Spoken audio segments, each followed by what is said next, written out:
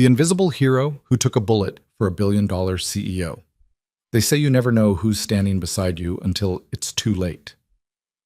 On the 42nd floor of Halden Financial Tower, a CEO who built an empire on ruthlessness learned this truth the hardest way possible when the janitor she'd ignored for 6 years threw himself in front of a bullet meant for her.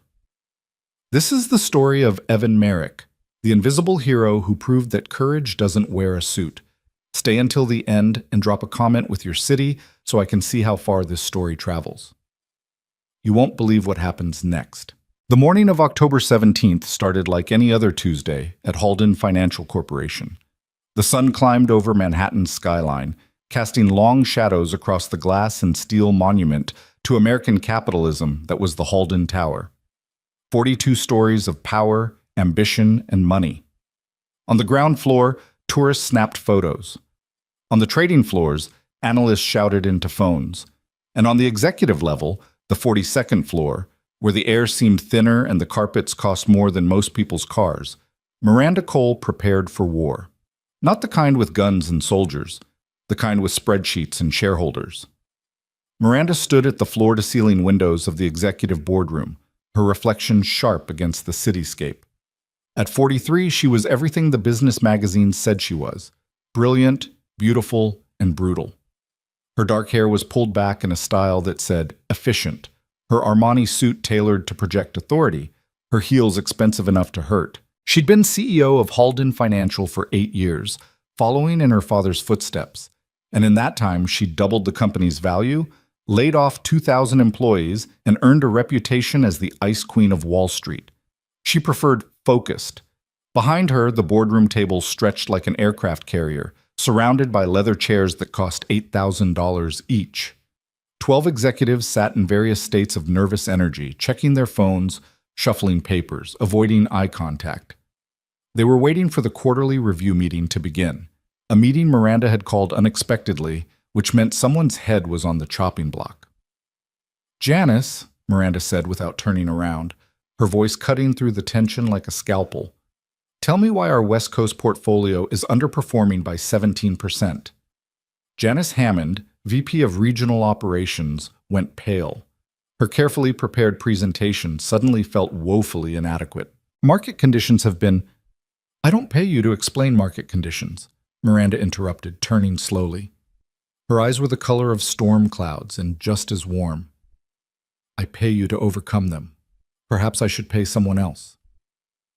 The room went silent except for the hum of the building's HVAC system and the distant murmur of the city below. This was Miranda's world. Cold, controlled, predictable. It was about to shatter. Outside the boardroom, in the executive corridor, Evan Merrick pushed his janitor's cart across marble floors that reflected the recessed lighting like a still pond. The cart's wheels squeaked rhythmically, squeak, squeak, squeak, a sound so common that nobody heard it anymore. Evan had learned that's how most invisible things worked. They weren't truly invisible. People just decided not to see them. At 51, Evan had the kind of face that told stories if you bothered to look. Weathered skin, a slight crook in his nose from where it had been broken twice, gray threading through his dark hair, and eyes, those eyes that had seen too much and somehow stayed kind anyway. He wore the same thing every day, dark blue maintenance uniform with Halden Financial, custodial services, embroidered on the chest, and underneath a plain white t-shirt that hid the scars. Most people who passed him in the halls didn't see Evan Merrick, combat medic, decorated veteran, father, survivor. They saw a janitor, equipment, furniture that occasionally moved and cleaned things. Evan had made peace with that years ago, mostly. He checked his watch, an old Timex his wife had given him 15 years earlier, back when she was still alive, back when he still believed in new beginnings. 9:47 a.m. He had 3 more floors to cover before his shift break, and then he'd promised Emery he'd call during her lunch period. His daughter, his entire world, his reason for waking up every morning and doing a job that paid $16.50 an hour when he'd once commanded teams of medical specialists in combat zones. But Emery needed consistency. Emery needed a dad who came home every night, not one who deployed to places where American flags came back folded in triangles. So Evan mopped floors and emptied trash bins and existed in the margins of other people's important lives. He was refilling the soap dispenser in the executive washroom when he heard it. Voices. Raised. Wrong. Evan's training kicked in before his conscious mind could process the information. The tone, the cadence, the underlying frequency of panic. His body recognized it the way a combat veteran recognizes the whistle of incoming mortars. His hand froze on the soap dispenser. His heart rate didn't increase. Years of emergency response had taught him that adrenaline was useful only if you controlled it. He moved to the door and opened it slightly. The executive corridor was mostly empty, standard for this time of morning when everyone who mattered was in meetings. But there, near the boardroom entrance, a man in an ill-fitting suit was arguing with Susan Chen, the executive floor receptionist. "Sir, you can't go in there," Susan was saying, her voice professionally firm but edged with concern. "If you don't have an appointment—" "I had an appointment," the man shouted, and Evan saw Susan flinch. "I had an appointment for 15 years, and then she just—" The man's voice broke, and that's when Evan saw his hand. The gun was small, probably a .38 revolver, held low against the man's thigh. Amateur grip, shaking, which made it more dangerous, not less. Every nerve in Evan's body went electric. His training cataloged details in microseconds. White male, approximately 45, perspiring despite the building's climate control, disheveled appearance suggesting sleep deprivation, weapon visible only from certain angles, psychological state, escalating. Evan didn't think. He'd learned a long time ago that thinking got people killed. He stepped into the corridor. "Hey," he called out, his voice calm, conversational, as if he'd just noticed two friends chatting. "Everything okay?" The man's head whipped around. Up close, Evan could see the broken capillaries in his eyes, the tremor in his jaw. This was someone at the end of a very long, very bad road. "Who the hell are you?" the man demanded. "Maintenance," Evan said, gesturing to his uniform. He kept his hands visible, his posture non-threatening. "Just wondering if you needed any help finding something. This floor can be confusing." "I know exactly where I need to go." The man's hand tightened on the gun. "I need to see Miranda Cole. I need to see the woman who destroyed my life." Behind the reception desk, Susan had gone completely still, her hand hovering near the phone. Evan caught her eye and gave the smallest shake of his head. "Don't move, don't escalate." "Okay," Evan said slowly. "I understand. You want to talk to Miss Cole. That makes sense. What's your name?" "David." The man laughed, bitter and broken. "Like it matters. Like she would remember. I was employee number 3847. Just a number. Just another—" His voice cracked. "I gave this company 15 years. 15 years. I missed my daughter's childhood. I missed anniversaries.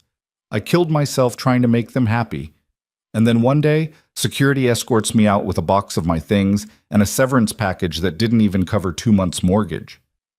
Evan's heart sank. He knew this story. He'd heard versions of it 100 times in VA hospitals and support groups. When you took away a person's purpose, their identity, you created a wound that didn't show up on X-rays but bled just as real. "David," Evan said quietly, "I hear you. I understand." "No, you don't." David raised the gun slightly. "You're just a janitor. You don't know what it's like to be someone who mattered and then just—" "You're right," Evan interrupted gently.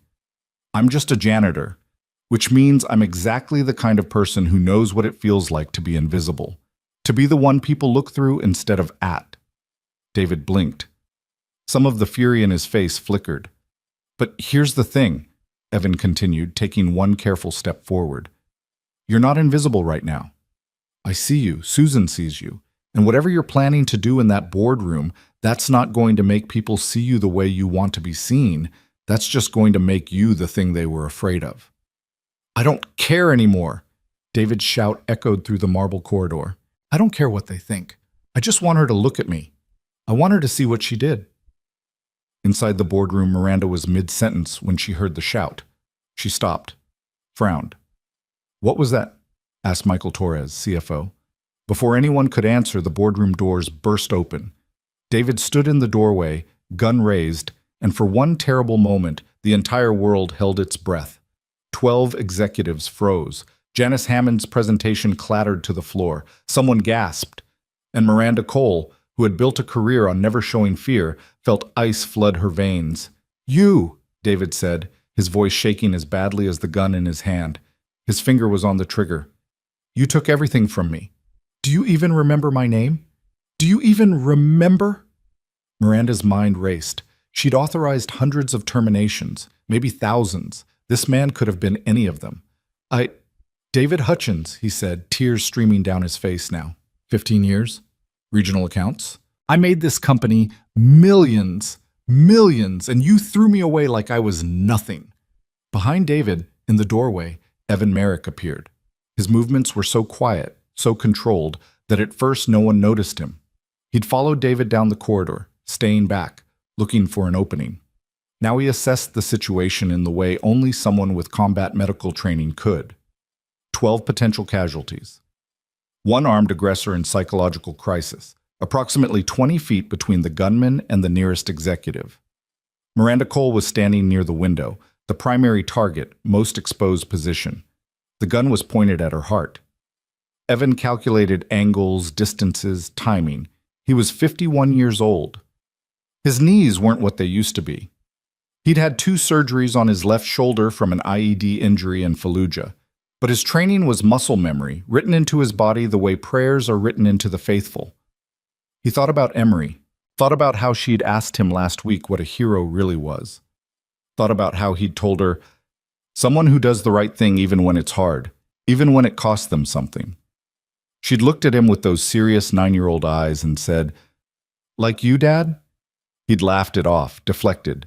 He was just a janitor now. His hero days were behind him. But looking at David Hutchins, broken, desperate, seconds from doing something that couldn't be undone, and looking at Miranda Cole, frozen, finally afraid, finally vulnerable, Evan realized something. Your hero days aren't behind you until you decide they are. "David," Evan said quietly from the doorway. David spun, wild-eyed. The gun swung away from Miranda and toward Evan. Several people in the boardroom screamed. "Put it down," Evan said. Not a command, a request from one human to another. "Please, you don't want this. I know you think you do, but you don't. Your daughter, you mentioned a daughter, she needs you. Not in prison? Not dead? She needs her father." "My daughter doesn't even speak to me anymore." David's shout was anguish incarnate. "I lost her too. I lost everything." "Then don't lose yourself." Evan took one step into the room. His hands were up, empty, open. "David, I've been where you are. Different circumstances, maybe, but that feeling, like the whole world forgot you existed, I know it. And I'm telling you, this isn't the answer. This doesn't fix it. Nothing fixes it." David swung the gun back toward Miranda. "Nothing fixes what people like her do to people like us." And that's when Miranda Cole did something she'd never done in any crisis before. She spoke from the heart. "You're right." The room went completely silent. David's hand wavered. Miranda took one small step forward. "You're right. I don't remember you. I don't remember your name or your work or your—" Her voice caught. "I don't remember your humanity, and that's my failure. Not yours, mine." David stared at her, the gun still raised but trembling now. "I built this company by making hard decisions," Miranda continued, and for the first time in her career her voice wasn't steel. It was just human. By cutting costs and maximizing efficiency and treating people like numbers on a spreadsheet, I told myself it was business, just business. But you're not a number, David. You're someone's father, someone's— "I was someone," David interrupted, sobbing now. "I was someone."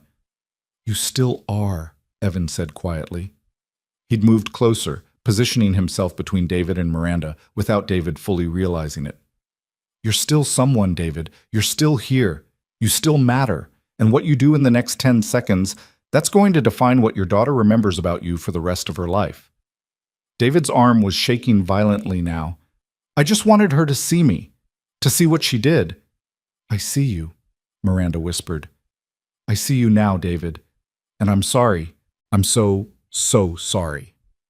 For a moment, everyone in that room believed it would be okay, that David would lower the gun, that somehow, impossibly, words had been enough. And then David's phone rang. The sound was jarring, absurd, a cheerful pop song ringtone in the middle of a hostage situation. David flinched, his finger already on the trigger tensed reflexively. The gun fired. Evan didn't think. His body was already moving before the sound registered. 15 years of combat medicine, of training that said, save them first, ask questions later, of muscles that remembered what it meant to be someone who ran toward danger instead of away. All of it compressed into a single moment. He lunged forward, arms outstretched, body angling to cover as much of Miranda Cole as physically possible. The bullet hit him in the left side of his chest, just below his collarbone. The impact was like being hit with a sledgehammer wrapped in fire. Evan had been shot before, twice, actually, in Kandahar, and his body recognized the sensation with an almost clinical detachment. Entry wound, no exit wound, bullet still inside, possible subclavian artery damage, possible pneumothorax. He felt his legs give out, felt himself falling, felt Miranda's shocked gasp of air as his weight brought them both down. The boardroom erupted into chaos. Someone screamed. Multiple people ran for the doors. David stood frozen, staring at the gun in his hand as if it had materialized there, as if he couldn't quite believe what had just happened. "Oh, God," David whispered. "Oh, God. Oh, God. I didn't." Security burst through the doors. 3 guards who'd been on the floor below when the panic button was triggered. They tackled David, sending the gun clattering across the marble floor. David didn't resist. He collapsed into their grip, sobbing. On the ground, Evan felt warm blood soaking through his uniform. His breath came in short, painful gasps. He'd treated enough penetrating chest wounds to know he probably had minutes before shock set in. Maybe less. His training kicked in automatically. Assess, prioritize, survive. But before he could do any of that, he felt hands on his face. Miranda Cole was kneeling beside him, her perfect suit stained with his blood, her expression shattered. Oh, God, why would you? Evan tried to smile. It probably looked more like a grimace. Someone, his voice came out wet, labored. Someone had to. Don't talk. Miranda looked around frantically. Call 911. Someone call. Where's the medical? Already called, someone shouted. Ambulance is coming. Evan's vision was starting to narrow at the edges. That wasn't good. That meant blood loss, shock, possibly internal bleeding. He'd seen this in dozens of patients. Never thought he'd experience it himself. Stay with me, Miranda said, and Evan realized she was crying.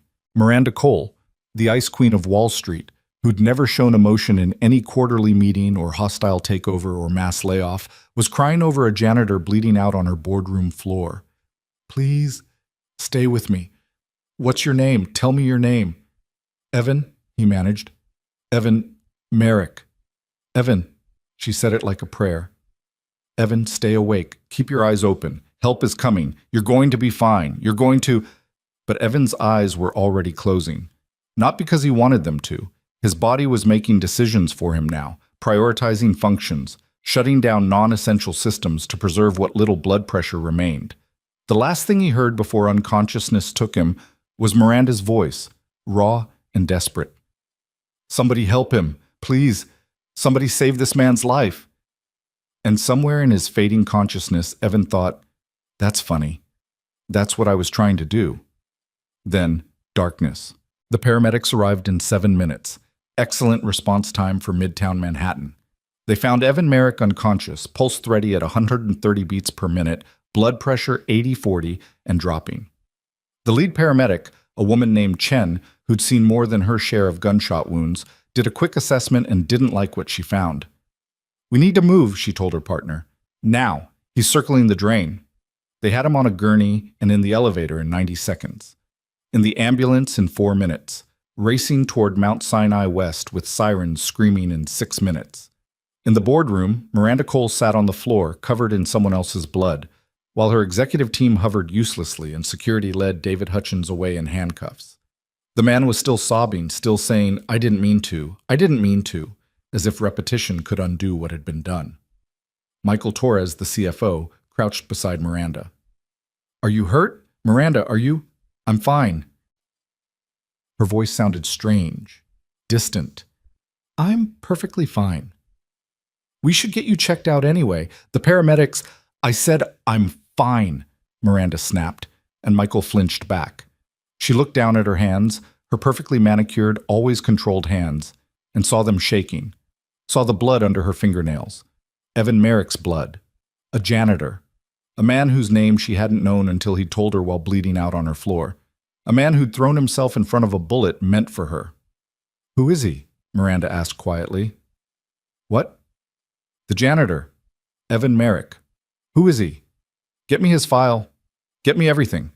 Employment records, background, emergency contacts, everything." Michael exchanged glances with Janice Hammond. "Miranda, maybe you should—" "Get me his file!"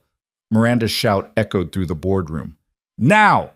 10 minutes later, she was in her office, door locked, reading through the thin personnel file of a man named Evan Merrick, while her hands still trembled and her suit still bore the evidence of his sacrifice. Employee ID 3891. Position, custodial services, executive floor hire. Date, June 3rd, 2019. Emergency contact, Emery Merrick, daughter, age 9. There was more.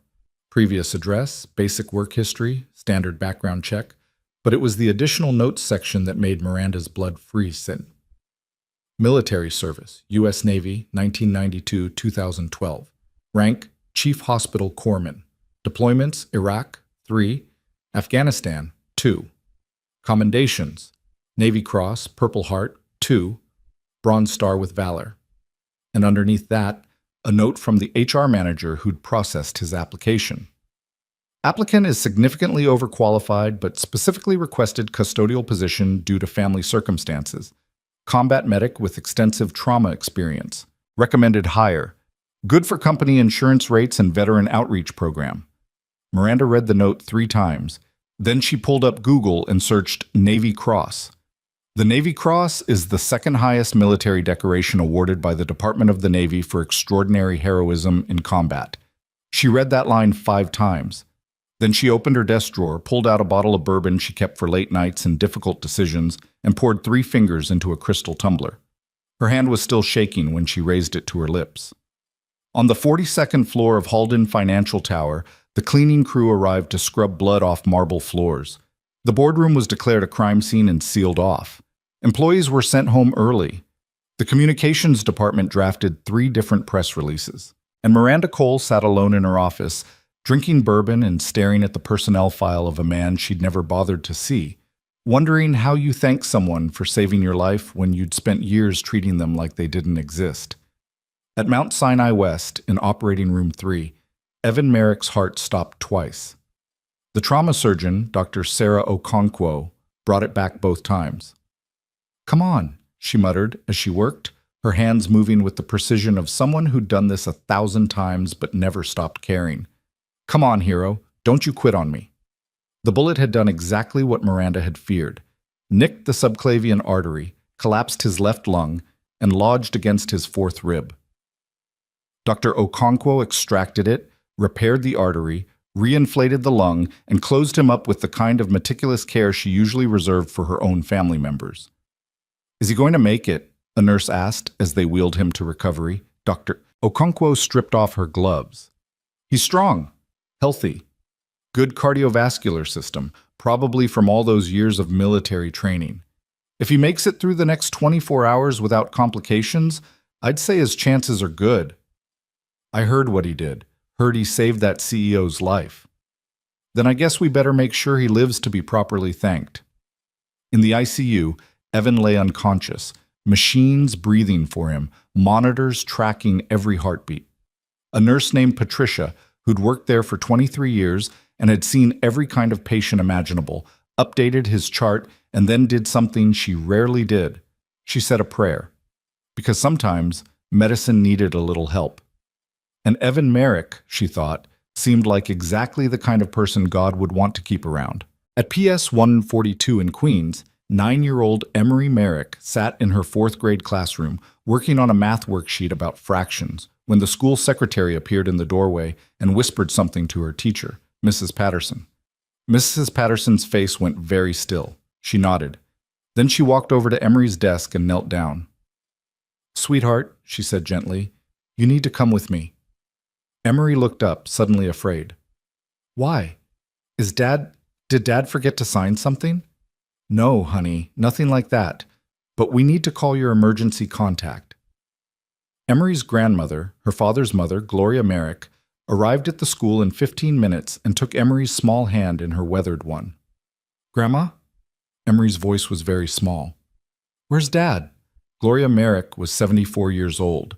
She'd raised 4 children, buried a husband, and watched her youngest son deploy to war zones 5 times, holding her breath each time until he came home safe. She'd thought those days of fear were over. She'd been wrong. "Your dad had an accident at work, baby," Gloria said carefully. "He's in the hospital, but he's strong, and the doctors are taking very good care of him." "What kind of accident?" Gloria looked at her granddaughter, this bright, brave little girl who'd already lost her mother to cancer and now might lose her father to violence, and did what she'd always done, told the truth. "Someone got hurt, and your dad helped them. That's what your dad does, Emery. He helps people." Emery's eyes filled with tears. "Is he going to be okay?"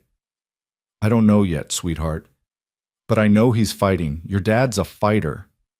In the car on the way to the hospital, Emery sat very still, clutching the backpack her father had helped her pack that morning when the world was still normal and safe. Inside the backpack was her math homework, a library book about space, and a picture she'd drawn for him, a crayon drawing of the two of them holding hands with "My Hero" written across the top in careful, childish letters. She wondered if she'd get to give it to him. She wondered if heroes could die from helping people. She wondered what she'd do if the answer was yes. At Mount Sinai West, Miranda Cole had to use her considerable influence just to get past the security desk. The hospital staff didn't care that she was a CEO or a billionaire. She wasn't family. She wasn't on the approved visitor list. "Ma'am, I understand your concern, but unless you're next of kin, he saved my life." Miranda's voice cracked. "He took a bullet meant for me. I need to know he's alive." The security guard looked at her, really looked at her, and saw something that transcended policy and procedure. He saw a human being who'd witnessed something traumatic and needed closure. "Third floor ICU, but you can't see him. Family only." "I understand. Thank you." Miranda took the elevator to the 3rd floor and stood outside the ICU, looking through the glass at the rows of beds and machines and critically ill patients who represented someone's entire world. She didn't know which one was Evan Merrick. She didn't know if he was alive or dead. And she didn't know why that mattered so much to someone who'd spent years perfecting the art of not caring. A nurse came out, noticed her standing there. "Can I help you?" "Evan Merrick, the gunshot victim from Halden Financial. Is he alive?" The nurse's expression softened. "Are you family?" "No, Miranda stopped. What was she? The woman he'd saved? The CEO he'd worked for? The person who'd never bothered to learn his name? "I'm nobody, but he's somebody. And I need to know he's okay." The nurse considered this. "He made it through surgery.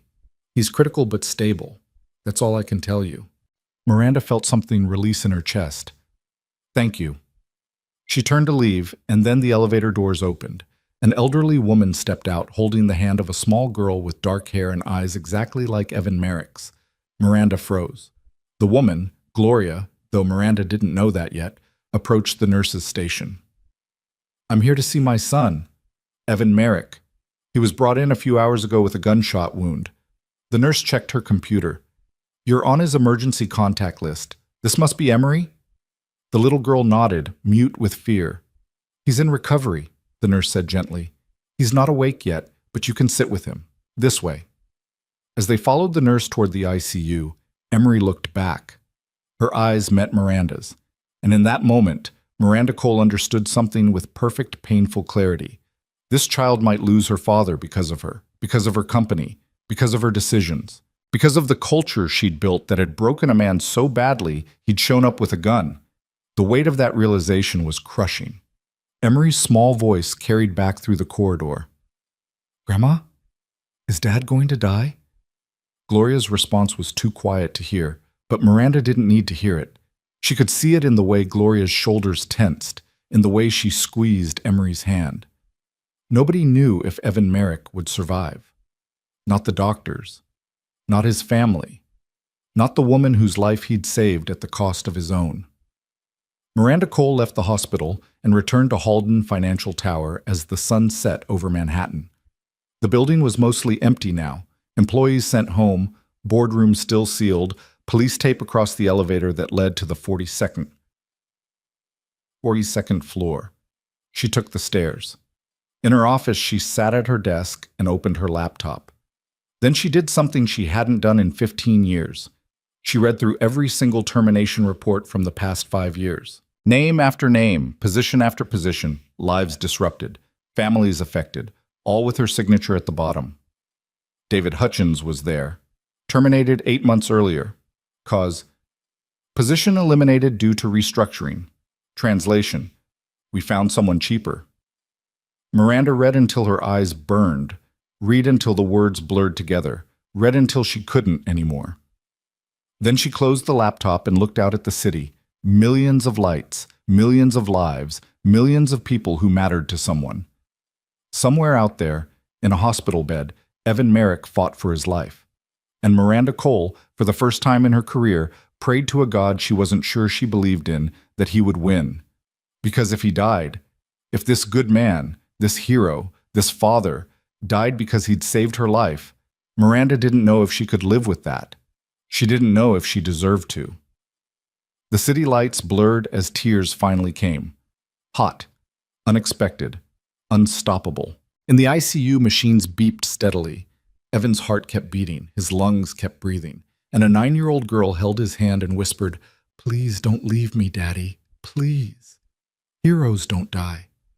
They can't. They can't." Outside, the night deepened. Inside, everyone waited.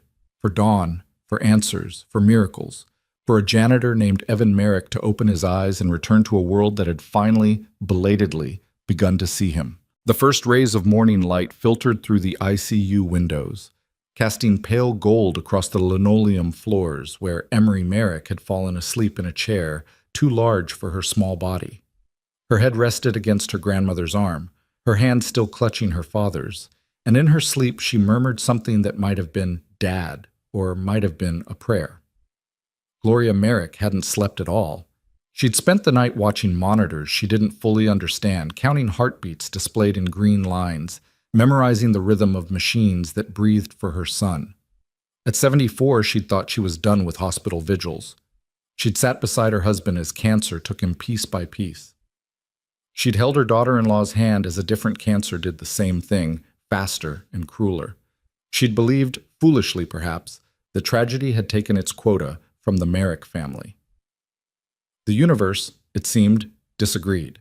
A nurse came in to check Evan's vitals, moving with the practiced quiet of someone who knew that ICUs were places where sleep was precious and rare. She smiled at Gloria, that particular smile healthcare workers reserved for long-night family members, compassionate, encouraging, but carefully non-committal. "How is he?" Gloria asked, her voice rough from hours of silence. "Stable. All his numbers look good. Dr. Okonkwo will be by around 7 for morning rounds." The nurse adjusted an IV drip, made a note on her tablet. "He's a fighter, your son." "Always has been." Gloria looked at Evan's face, pale against the pillow, oxygen cannula in his nose, bandages visible above the hospital gown. "Even as a boy, he never knew when to quit. Drove me half crazy." The nurse smiled, genuine this time. "That's what's going to get him through this. The ones who don't quit, they're the ones who wake up." After she left, Gloria allowed herself a moment of weakness. She pressed her free hand to her mouth and let the tears come, silent and hot, the kind of crying you do when you're too tired to hold anything back anymore. Emery stirred but didn't wake. Evan's heart monitor beeped its steady rhythm, and somewhere in the building, on a different floor entirely, Miranda Cole was arriving for a hospital visit that protocol said she shouldn't be making. She'd gone home around midnight, showered until the water ran cold, and discovered that no amount of soap could wash away the memory of a man's blood soaking into her clothes. She'd stood in her penthouse, $40 million of steel and glass and carefully curated art, and felt like a stranger in her own life. At 3 a.m., unable to sleep, she'd opened her laptop and started digging into Evan Merrick's background. Not the thin personnel file Halden Financial kept, but the real story.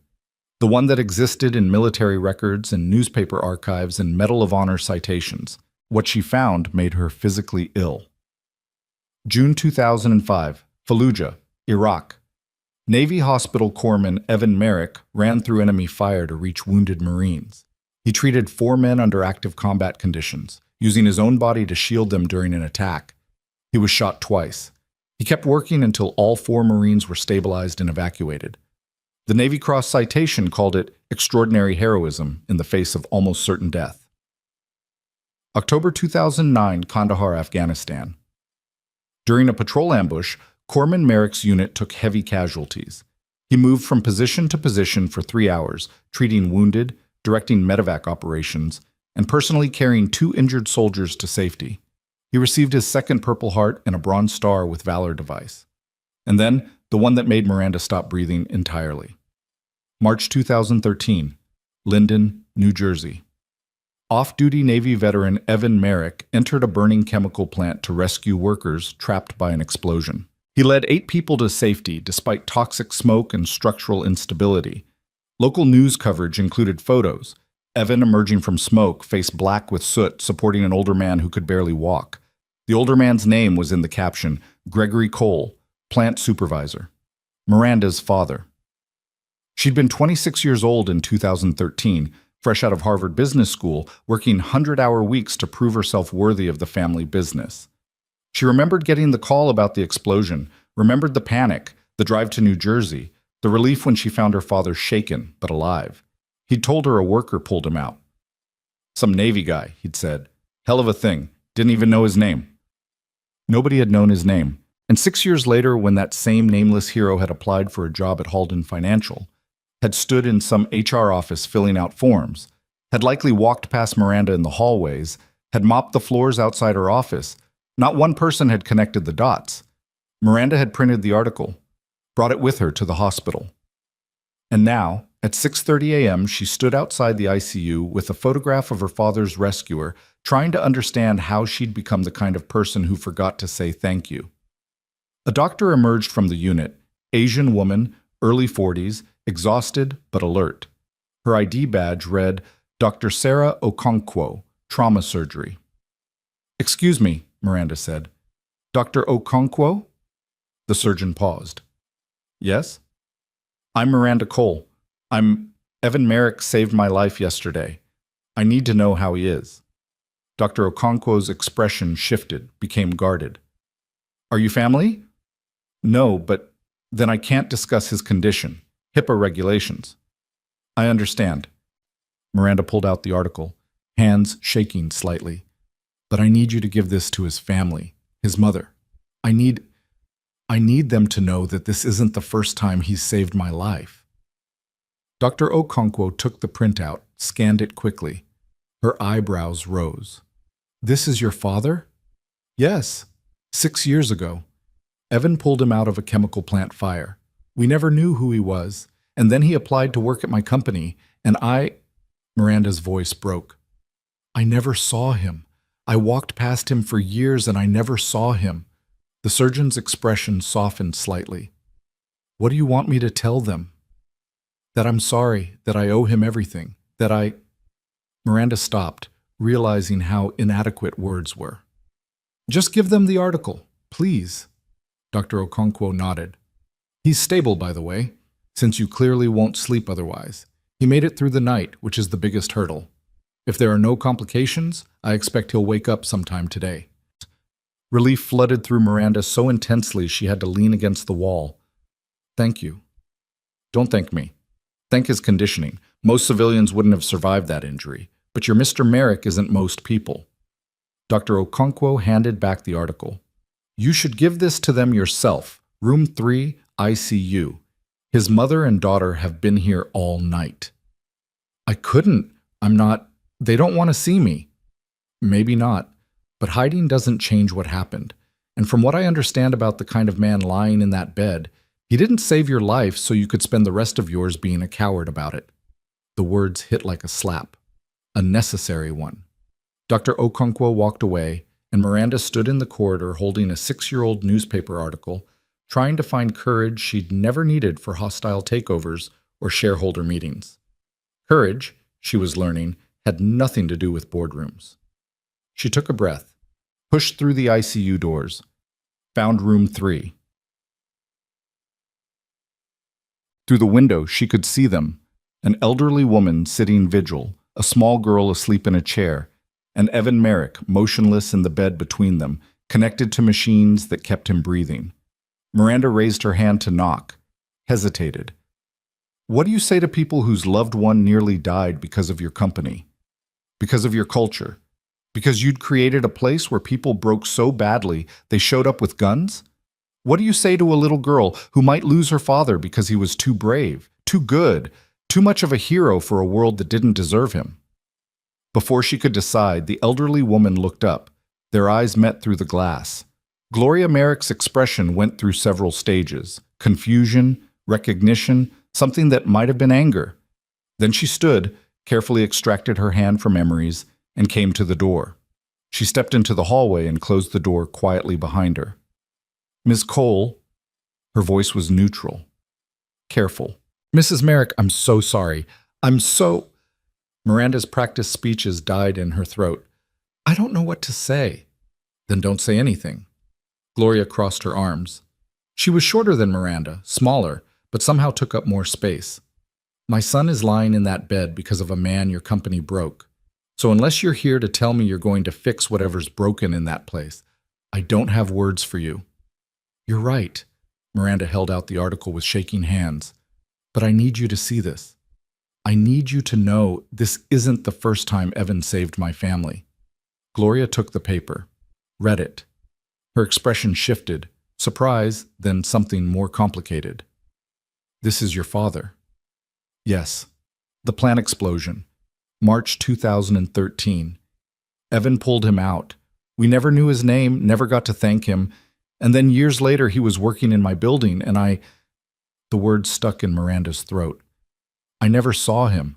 I walked past him every day for years, and I never saw him. Gloria was quiet for a long moment. When she spoke again, her voice had lost some of its edge. That sounds about right. Evan doesn't do things to be seen. He does them because they need doing. I know that now. Miranda wiped at her eyes, not caring that she was crying in front of a stranger. Mrs. Merrick, I need you to understand something. Your son is a hero, not just for what he did yesterday, but for who he is. And I'm going to spend the rest of my career making sure people like him are never invisible again. Pretty words.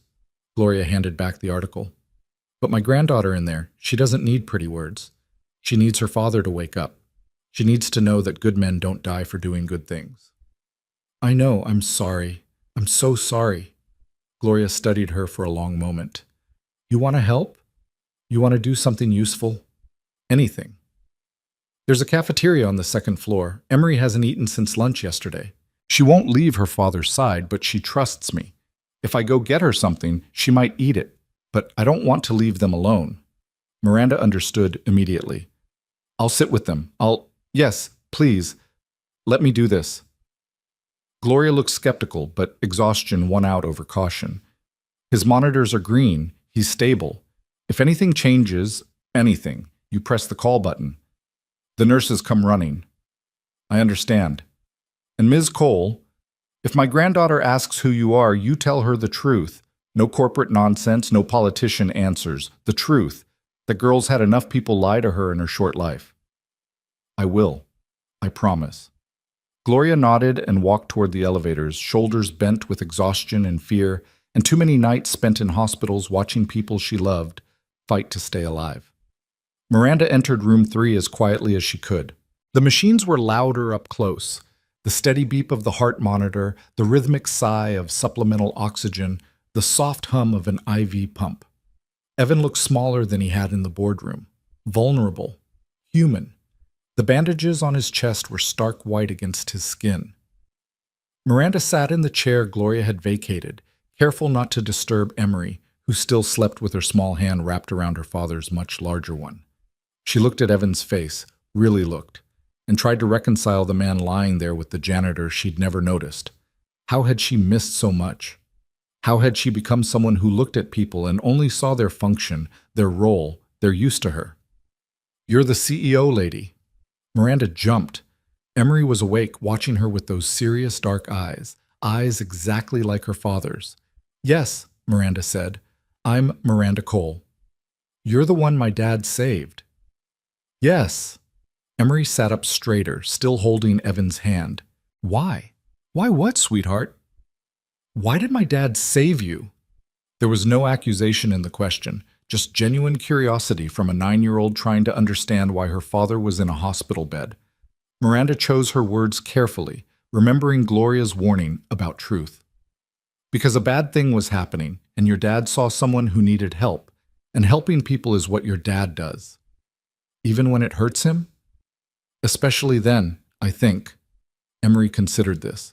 "That's what heroes do. They help people even when it's scary or hard or—" Her voice broke. "Even when they might die." Miranda felt tears burning her eyes again. "Your dad didn't die, Emery. He's right here, and he's going to be okay." "How do you know?" "Because he's the bravest person I've ever met. And brave people don't give up." Emery looked at her father, then back at Miranda. "Do you know my dad?" And here was the moment.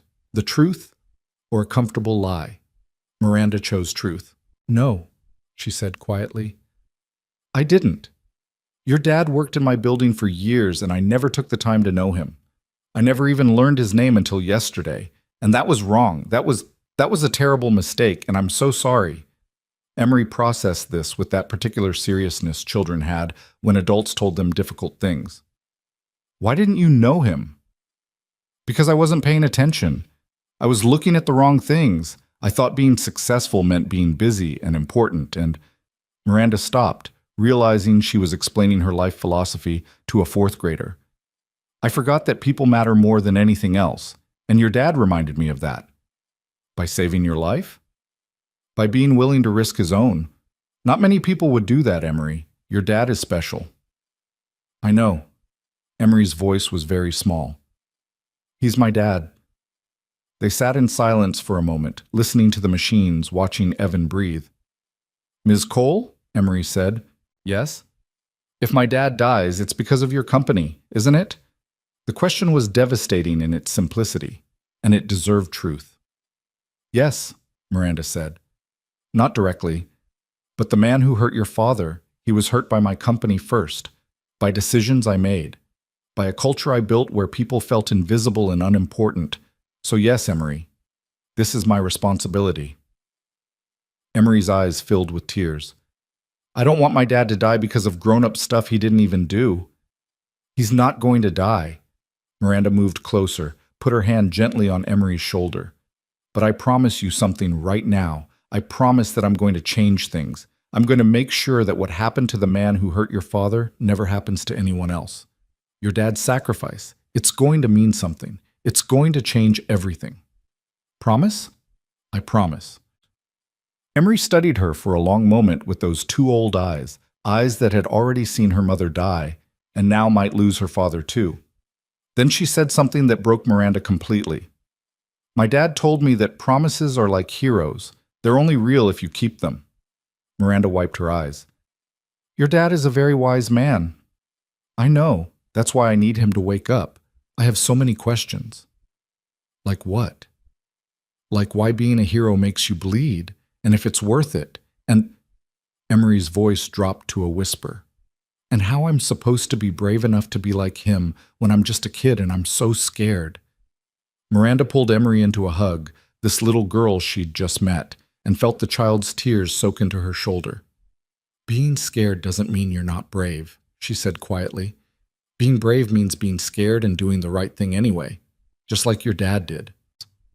They stayed like that until Gloria returned with a bagel and orange juice that Emery picked at without enthusiasm. Gloria raised an eyebrow at Miranda but didn't say anything, just settled back into her chair and resumed her vigil. Miranda stood to leave. "Thank you for letting me sit with them." Thank you for not lying to her, Gloria said. She's had enough lies. Mrs. Merrick, if there's anything you need, anything at all, please call me. Miranda pulled out a business card, wrote her personal cell on the back. Money, resources, the best doctors, anything. I owe your son everything. Gloria took the card. What we need is for him to wake up. I know. I'll go. I shouldn't be here. This is family time. She made it to the door before Evan's monitor started beeping differently. Not the steady rhythm from before. Something changing. Gloria was on her feet instantly. What's... The beeping became more insistent. Emery gasped. Daddy? A nurse rushed in, checked the monitors, and smiled. It's okay. It's good. He's waking up. Miranda froze in the doorway, watched as the nurse spoke to Evan in that particular voice healthcare workers used for emerging patients. Mr. Merrick, can you hear me? You're in the hospital. You're safe. If you can hear me, squeeze my hand. Evan's fingers twitched. Emery made a sound between a sob and a laugh. Daddy! Evan's eyes moved beneath his lids.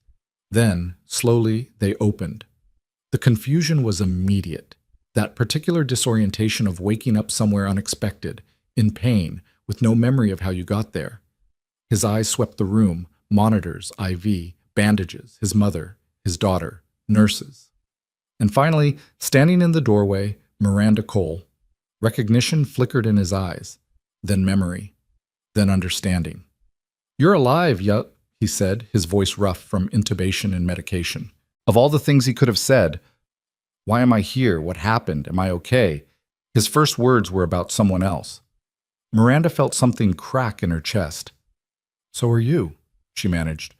Thanks to Dr. Okonkwo and thanks to you being too stubborn to die. Evan tried to smile. It came out more like a grimace. Stubborn? Yeah, that's... He looked at Emery, and his entire expression changed, softened. Hey, baby girl, why aren't you in school? Emery launched herself at the bed. Gloria caught her just in time. Careful, honey, your dad's hurt. I don't care. Emery was crying and laughing simultaneously. Daddy, you scared me so much. I'm sorry. Evan reached for her hand with his good arm. I'm okay. I'm right here. You got shot. The lady said you jumped in front of a bullet. Emery's voice rose. Why would you do that? Evan looked at his daughter, this brave little girl who'd already lost too much in her short life, and gave her the only answer that mattered. Because that's what heroes do, Em. They protect people. But what about protecting yourself? What about protecting me? The words burst out of Emery like they'd been building pressure for hours. What if you died? What if you died and I didn't have anyone? Gloria spoke gently. You'd have me, sweetheart. But I want my dad. Emery was fully crying now. I want my dad and my mom, and I want everyone to stop leaving me. The room went silent except for the machines and Emery's sobs. Evan pulled his daughter closer despite the pain it must have caused. I'm not leaving you. I'm right here, and I'm not going anywhere. Promise? Promise. But you promised that about Mom, too, and she... I know. Evan's voice broke. I know, baby, and I'm sorry. I'm so sorry, but this is different. I'm going to be okay. Look at me. I'm awake. I'm talking. In a few weeks, I'll be pestering you about homework again. Emery hiccuped a laugh through her tears. That's not funny. Little bit funny. Gloria wiped her own eyes and looked at Miranda. We should give them some privacy. Miranda nodded, starting to back out, but Evan's voice stopped her. Ms. Cole. She turned. Yes? Evan's expression was difficult to read, exhausted, medicated, but somehow still clear-eyed and present. The man who shot me. David Hutchins. Is he... Did anyone else get hurt? Of course. Of course his first question after checking on his daughter was about other people. No one else was hurt. David's in custody. Miranda paused. He's facing charges, but I'm working with the DA's office to get him help instead of just punishment. Mental health treatment, job placement assistance when he's ready. He was broken, Mr. Merrick. Our company broke him, and I'm going to fix that. Evan studied her for a long moment. Good. He's not a bad person, just a hurt one. Not everyone would be that generous. He shot you. Yeah, well, Evan winced, shifting slightly in the bed. Hurt people hurt people. I've seen it enough times to know that punishment doesn't heal wounds. Help does. Miranda felt tears threatening again. You're remarkable. You know that? I'm a janitor who got shot. Not that remarkable. That's where you're wrong. Miranda stepped closer to the bed. Mr. Merrick, Evan, I need to tell you something. 6 years ago, there was an explosion at a chemical plant in New Jersey. You pulled 8 people out. One of them was my father. Evan's eyes widened slightly. Cole. Gregory Cole. That was my father. Yes. Miranda pulled out the article, handed it to him. I never got to thank you. We never knew your name. And then you were working in my building for years, and I walked past you every day and never saw you. Never thanked you for saving my father's life. Never thanked you for being the kind of person who runs into burning buildings for strangers. Evan looked at the article, then back at Miranda. You don't need to thank me. Don't say you were just doing your job, Miranda interrupted. You saved my father's life, and then yesterday, you saved mine. Evan, you're a hero, a real hero, and I'm going to spend the rest of my career making sure everyone knows it. I don't want... Evan stopped, closed his eyes briefly. When he opened them again, they were serious. I don't want publicity or recognition or any of that. I just want to do my job and take care of my daughter. That's it. Your job? Gloria interjected, her voice sharp. Evan, you were shot. You nearly died. You can't just go back to mopping floors like nothing happened.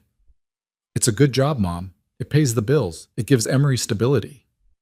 It pays $16 an hour. Gloria's voice rose. That's not enough. It's never been enough. You're qualified for so much more, but you insist on being there for my daughter. Evan's voice was firm despite his obvious exhaustion. On having regular hours and weekends off and a life that doesn't involve deployments or trauma or... He stopped, looked at Emery. Honey, can you go with Grandma and get some breakfast? I need to talk to Ms. Cole for a minute. Emery looked suspicious. About what? Adult stuff, boring adult stuff. I promise I'll still be here when you get back. You better be. Emery kissed his cheek, careful of the bandages, and let Gloria lead her out. Once they were alone, Evan turned to Miranda. Please don't make this into something it's not. I did what anyone would do in that situation. That's demonstrably false. There were 12 other people in that room. Only one of them threw himself in front of a bullet. Because I had training, because I've been in combat situations, and I know how to react when... Evan stopped, took a breath. Look, I appreciate the gratitude, really, but I don't want my life to change. I like my life. I like the predictability. I like going home to my daughter every night and helping with homework and making dinner and just being normal. If this becomes a big media thing, if I become some kind of symbol, I lose that, and I can't lose that.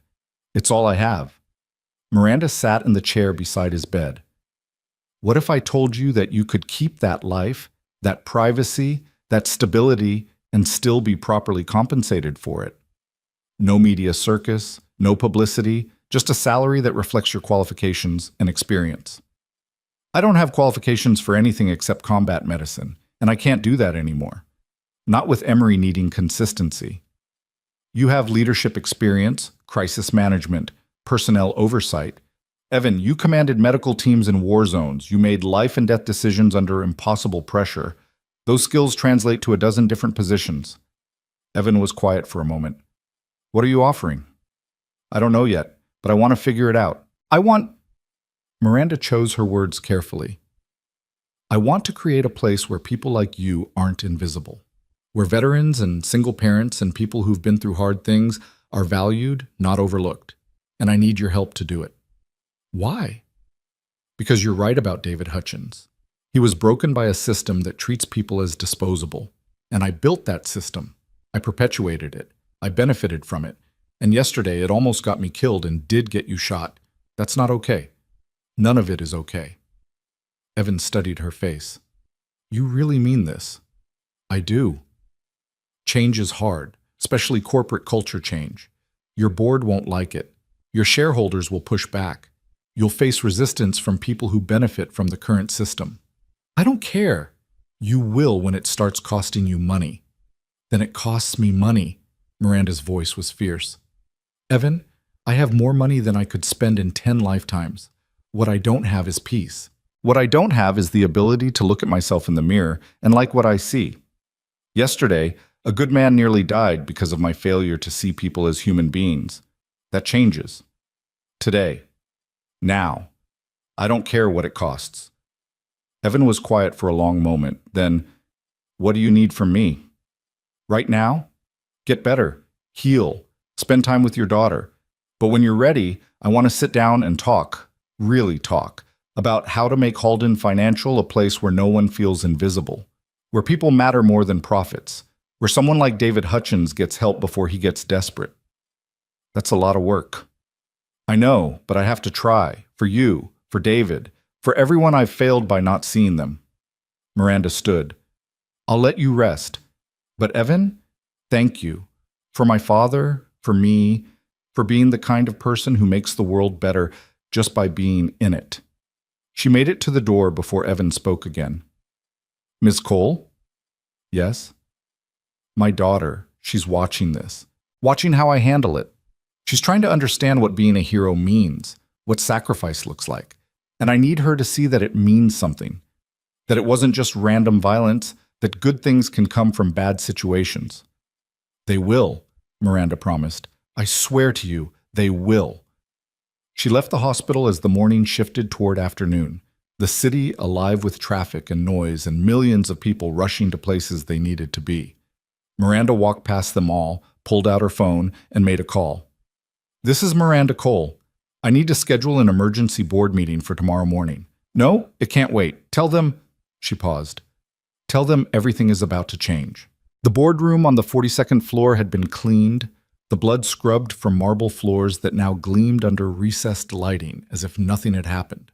But the ghost of violence lingered in the way people avoided certain spots, in the way executives entered with visible tension, in the way 12 leather chairs sat empty while their occupants gathered in uncomfortable clusters near the windows.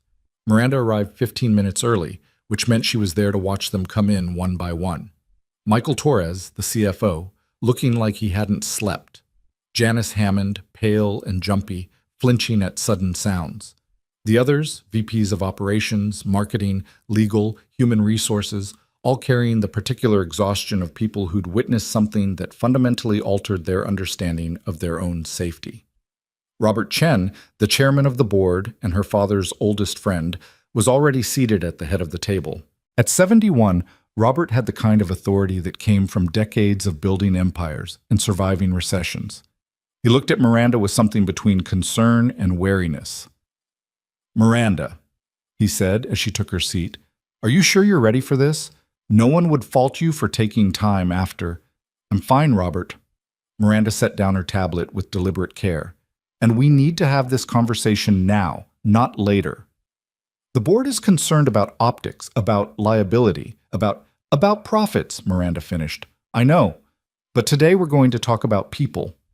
Robert's expression shifted. Miranda. The rest of the board members took their seats, and Miranda waited until everyone was settled before she stood. She'd prepared remarks, bullet points, a careful presentation designed to guide them toward her conclusions. But standing there, looking at these people who'd witnessed a man nearly die because someone else had been broken by their policies, she abandoned all of it. 3 days ago, she began, her voice steady, a janitor named Evan Merrick saved my life by throwing himself in front of a bullet. He's currently in Mount Sinai West, recovering from surgery that removed that bullet from his chest.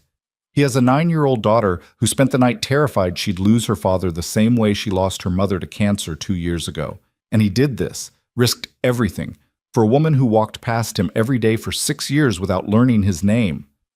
The room was absolutely silent. But here's what I learned in the hospital, Miranda continued. Evan Merrick isn't just a janitor. He's a decorated Navy combat medic, Navy Cross, 2 Purple Hearts, Bronze Star with Valor. He saved lives in Fallujah and Kandahar, and she pulled out the article, held it up. And in March 2013, at a chemical plant in New Jersey, where he pulled 8 people from a burning building. One of those people was my father. Robert went pale. What? My father, the man who built this company, who taught me everything about business and nothing about seeing people as human beings. Evan Merrick saved his life 6 years ago, and we never knew, never thanked him. And when he applied to work here, looking for stability to raise his daughter, we gave him a mop and $16 an hour and made him invisible. Miranda, where is this going? Michael asked carefully. It's going exactly where you're afraid it's going. Miranda looked at each of them in turn. David Hutchins, the man who brought a gun into this boardroom, worked for this company for 15 years. 15 years of missed birthdays and sacrificed weekends and killing himself to meet quotas. And then we terminated him with a severance package that didn't cover 2 months of mortgage. We broke him. And when broken people have nothing left to lose, they do desperate things. That's not our responsibility, one of the VPs said. We can't be held accountable for every employee's, can't we? Miranda's voice cut across the room. We create the culture. We set the policies. We decide how people are treated, what they're paid, how they're valued. We built a machine that treats human beings as interchangeable parts. And then we act surprised when one of those parts breaks badly enough to hurt people. That ends today. Robert leaned forward. Miranda, I understand you're traumatized. What you went through was, don't patronize me, Robert. The steel in her voice was familiar, but the emotion beneath it was new. I'm not traumatized. I'm awake. For the first time in my career, I'm actually seeing clearly, and what I see is a company that's lost its soul, if it ever had one. Careful, Robert warned. This company is your father's legacy. My father's legacy is being kept alive by a man he doesn't even remember. A man who's lying in a hospital bed right now because our culture created a monster. Miranda pulled up a presentation on the screen, not the one she'd planned, but one she'd built at 4 a.m. in her penthouse. This is David Hutchins' employment record, exemplary performance reviews, consistent overtime, never missed a deadline, and then she clicked to the next slide. Market downturn, restructuring, his entire department eliminated to boost quarterly earnings by 3%. 3%. The numbers hung in the air, damning in their smallness. We destroyed a man's life for 3%, Miranda said quietly. And we did it to 247 other people that quarter alone. I have all their names, all their stories, single parents, people supporting elderly relatives, people who'd given us decades of loyalty. And we cut them loose because it looked good on a spreadsheet. Janice Hammond spoke up, her voice shaky. What do you want us to do, Miranda? We can't undo those decisions. No, but we can make sure they never happen again. Miranda clicked to the next slide. I'm proposing the Merrick Initiative, named after the man who showed us what real courage looks like. It's a comprehensive program that restructures how we treat employees, all employees, from the C-suite to custodial staff. The slide filled with bullet points that made the CFO visibly pale. Increase minimum wage to $25 an hour. Expanded mental health benefits. Mandatory transition support for any terminated employee, including 6 months of salary continuation and job placement assistance. Veteran hiring and support programs. An ombudsman office for employee concerns. Anonymous culture surveys with public results. This will cost us millions, Michael said, his voice strained. $47 million in the first year, Miranda agreed. I've run the numbers, and it's worth every penny. Because the alternative is more David Hutchins sees, more desperate people, more violence, more trauma, more funerals. She paused. More blood on floors we pretend we've cleaned. The shareholders will revolt, someone muttered. Let them. Miranda's voice was sharp. I own 38% of this company. Robert, you and the other founders own another 23%. If we stand united, we have controlling interest. The shareholders can complain all they want. Robert was studying her with an expression she couldn't quite read. Your father would have fought this, you know that. My father was saved by Evan Merrick and didn't bother to learn his name. Maybe he was wrong about more than just that. The words felt like treason and truth simultaneously. Robert, you were at the plant that day. You were one of the 8 people Evan pulled out. Don't you think we owe him better than this? Robert's face went through several emotions. Then he closed his eyes briefly. I remember the smoke. Remember someone grabbing my arm, pulling me through fire. I couldn't see his face, could barely breathe, but he kept saying, stay with me, and his voice cracked. I never knew who he was, never thought to find out, just was grateful to be alive.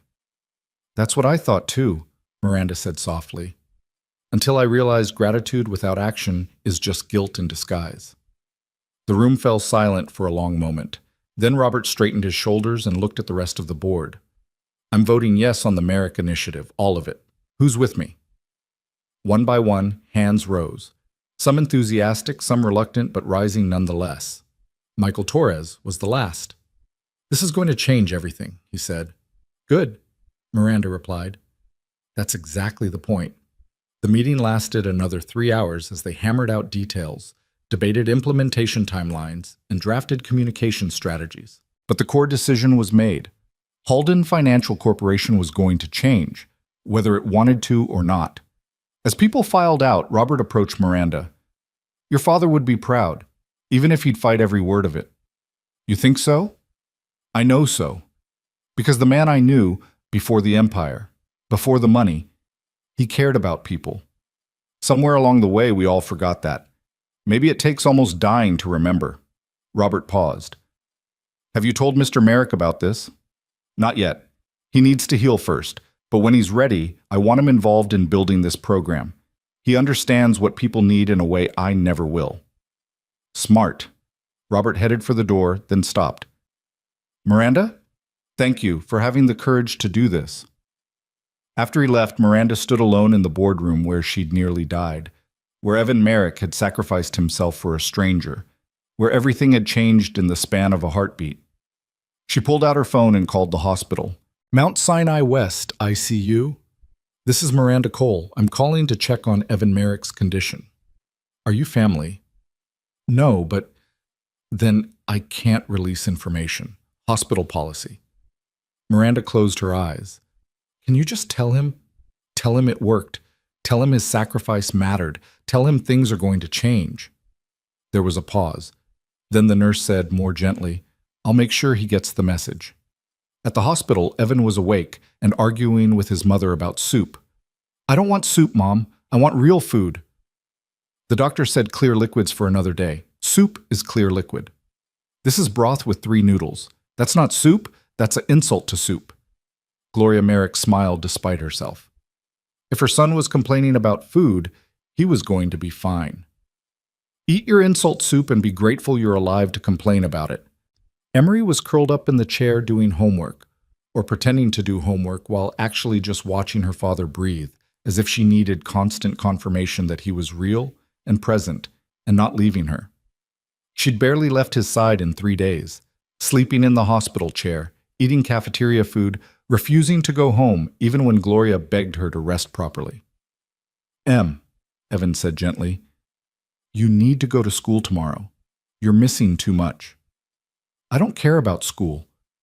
Yes, you do. You love school, and your teachers are going to think I'm raising a delinquent if you keep skipping. I can't leave you. What if... Emery's voice dropped. What if something happens and I'm not here? Evan held out his hand and she took it immediately. Nothing's going to happen. Look at me. I'm bored. I'm arguing about soup. I'm so okay that the nurses are probably going to kick me out soon just to get rid of me. Dr. Okonkwo said minimum 5 days, Gloria interjected. And that's if there are no complications. See? 5 days. I'm not going anywhere. Evan squeezed Emery's hand. But you need routine. You need normal. That's important. Nothing feels normal anymore. The simple honesty of it broke something in Evan's chest. He pulled her closer, careful of his IV and bandages and various medical attachments. I know, baby. I know. But that's how we get through hard things.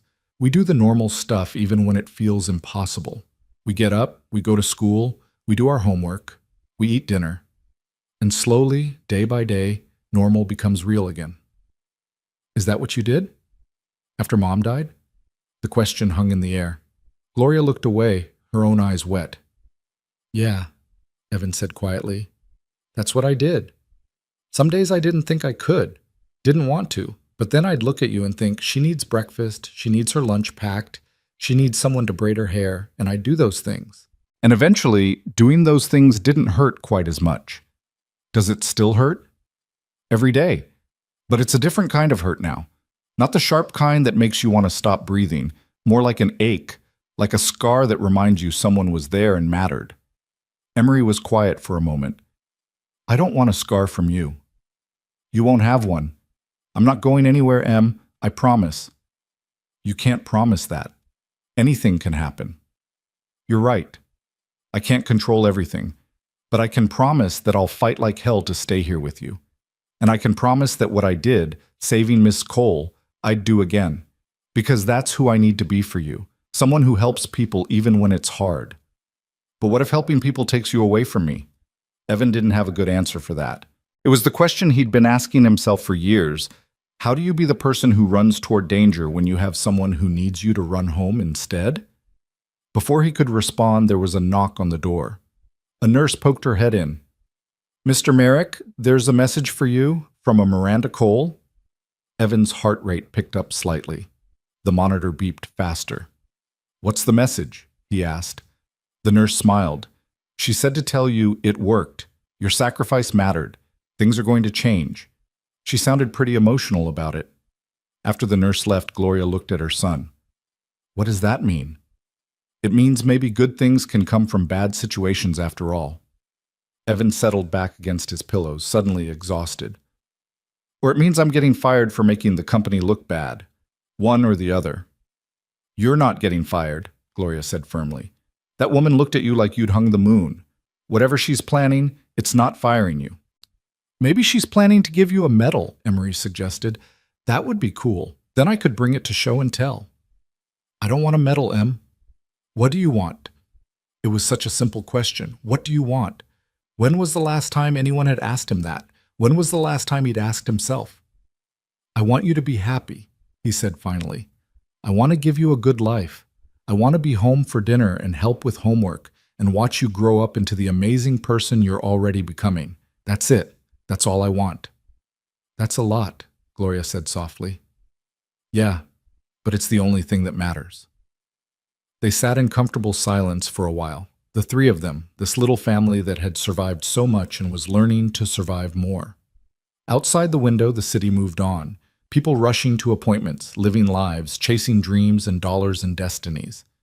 But in room 3 of the ICU, time felt different, slower, more precious. Emery eventually dozed off in her chair, homework abandoned on her lap. Gloria stroked her granddaughter's hair and looked at her son. You scared me, she said quietly. When that nurse called and said you'd been shot, I thought, her voice broke. I thought I'd lost you. After your father, after Sarah, I thought I couldn't survive losing you too. I'm sorry, Mom. Don't apologize for being a hero. Just promise me you'll be more careful about it going forward. Evan smiled despite the pain.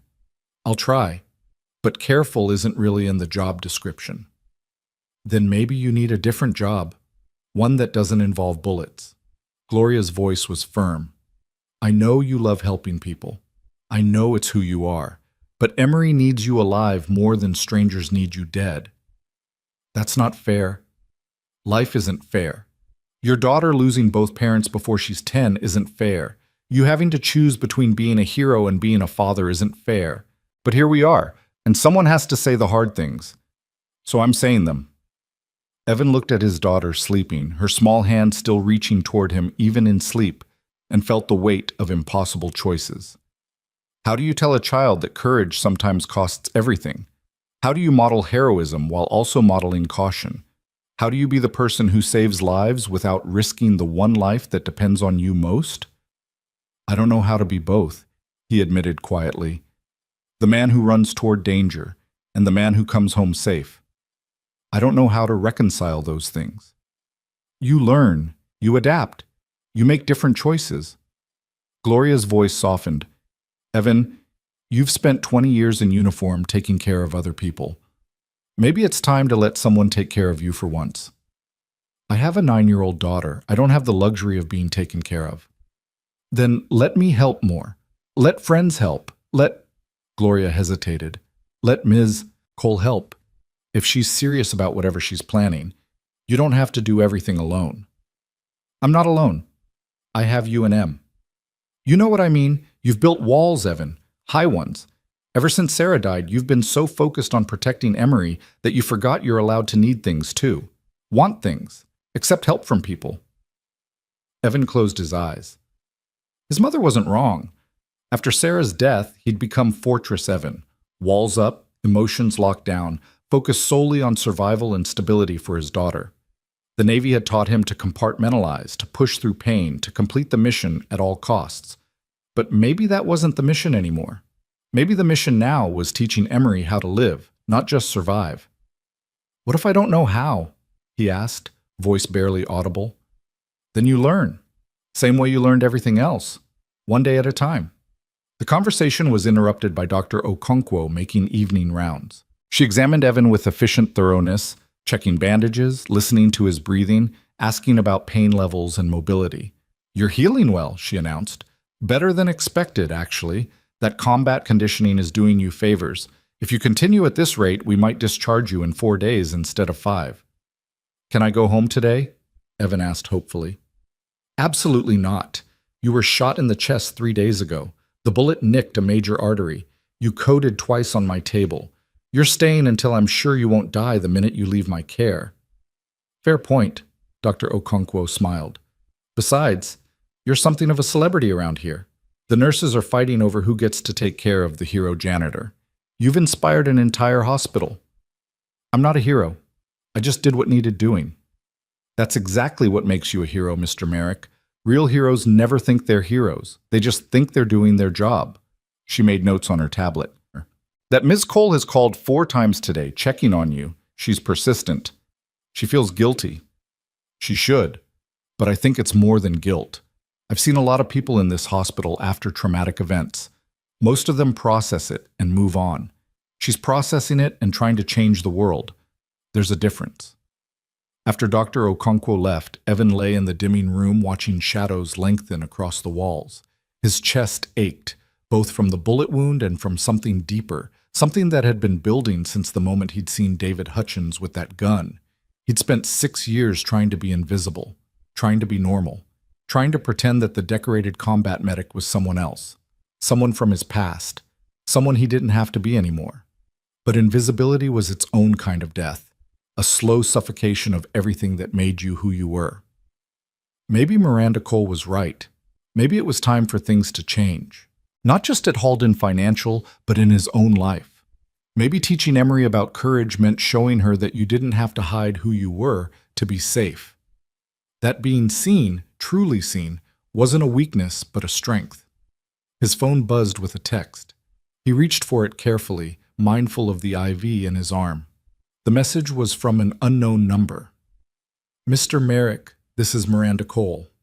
I apologize for texting your personal number. Your mother gave it to me in case of emergency. I wanted you to know that the board approved significant changes today, changes that will ensure what happened to David Hutchins never happens to anyone else. I know you value privacy and stability, but when you're ready, I'd like to discuss your role in implementing these changes. No pressure, just possibility. Get well. You've given us all a second chance. I hope you'll let me give you one too. Evan read the message 3 times. Then he showed it to his mother. Gloria smiled. Told you. That woman's planning something big. I don't want big. I want small and safe and predictable. Maybe. But maybe you also want to matter, to be seen, to use all that training and experience for something more than mopping floors. There's honor in mopping floors. There is. But there's also honor in being who you actually are instead of who you think you need to be. Evan looked at Emery still sleeping, still reaching for him. What kind of example was he setting? What lessons was she learning from his choices? He thought about the morning of the shooting when she'd asked him what a hero was.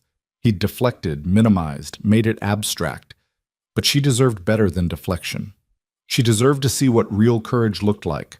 Not just running toward danger, but running toward truth, toward authenticity, toward becoming the fullest version of yourself even when it scared you.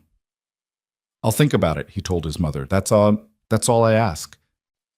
But as night settled over the hospital and the city beyond, Evan Merrick found himself doing more than thinking.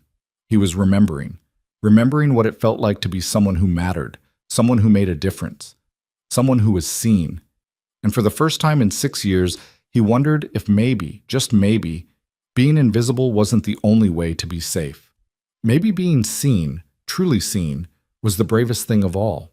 Evan was discharged on a Tuesday morning, exactly 5 days after the shooting. Dr. Okonkwo signed the paperwork with a warning that sounded more like a threat wrapped in medical terminology. You push yourself too hard, those stitches open up, and you're back here getting an infection that makes a bullet wound look pleasant. Understood? Understood, Evan agreed, already planning to ignore at least half of her restrictions. I mean it, Mr. Merrick. No heavy lifting, no strenuous activity, no playing superhero for at least 6 weeks. Your body needs time to heal internally, even if you feel fine externally.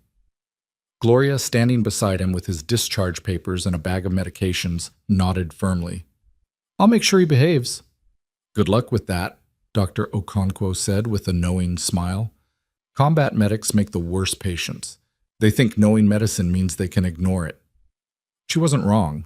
Evan already felt restless and confined after 5 days of hospital beds and limited mobility. His chest ached with every breath. His shoulder was stiff from immobility, and he had another 3 weeks before the stitches came out. But he was alive. He was going home. And most importantly, he was going home to Emory.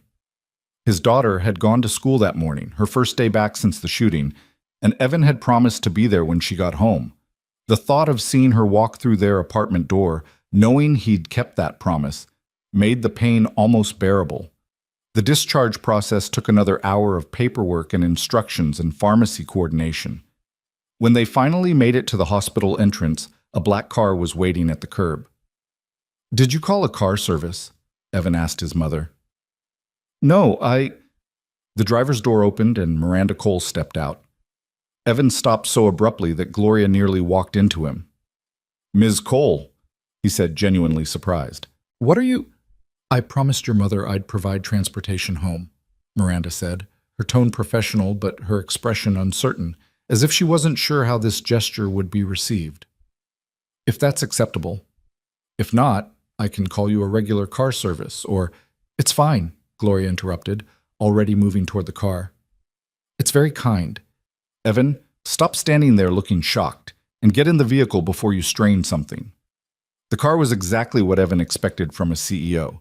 Pristine leather seats, tinted windows, probably cost more than he'd make in 5 years. He settled carefully into the back seat, moving slowly to avoid jostling his injuries, and tried not to think about how out of place he felt in this environment. Miranda slid in beside him while Gloria took the front passenger seat. The driver pulled smoothly into traffic, and for a moment no one spoke.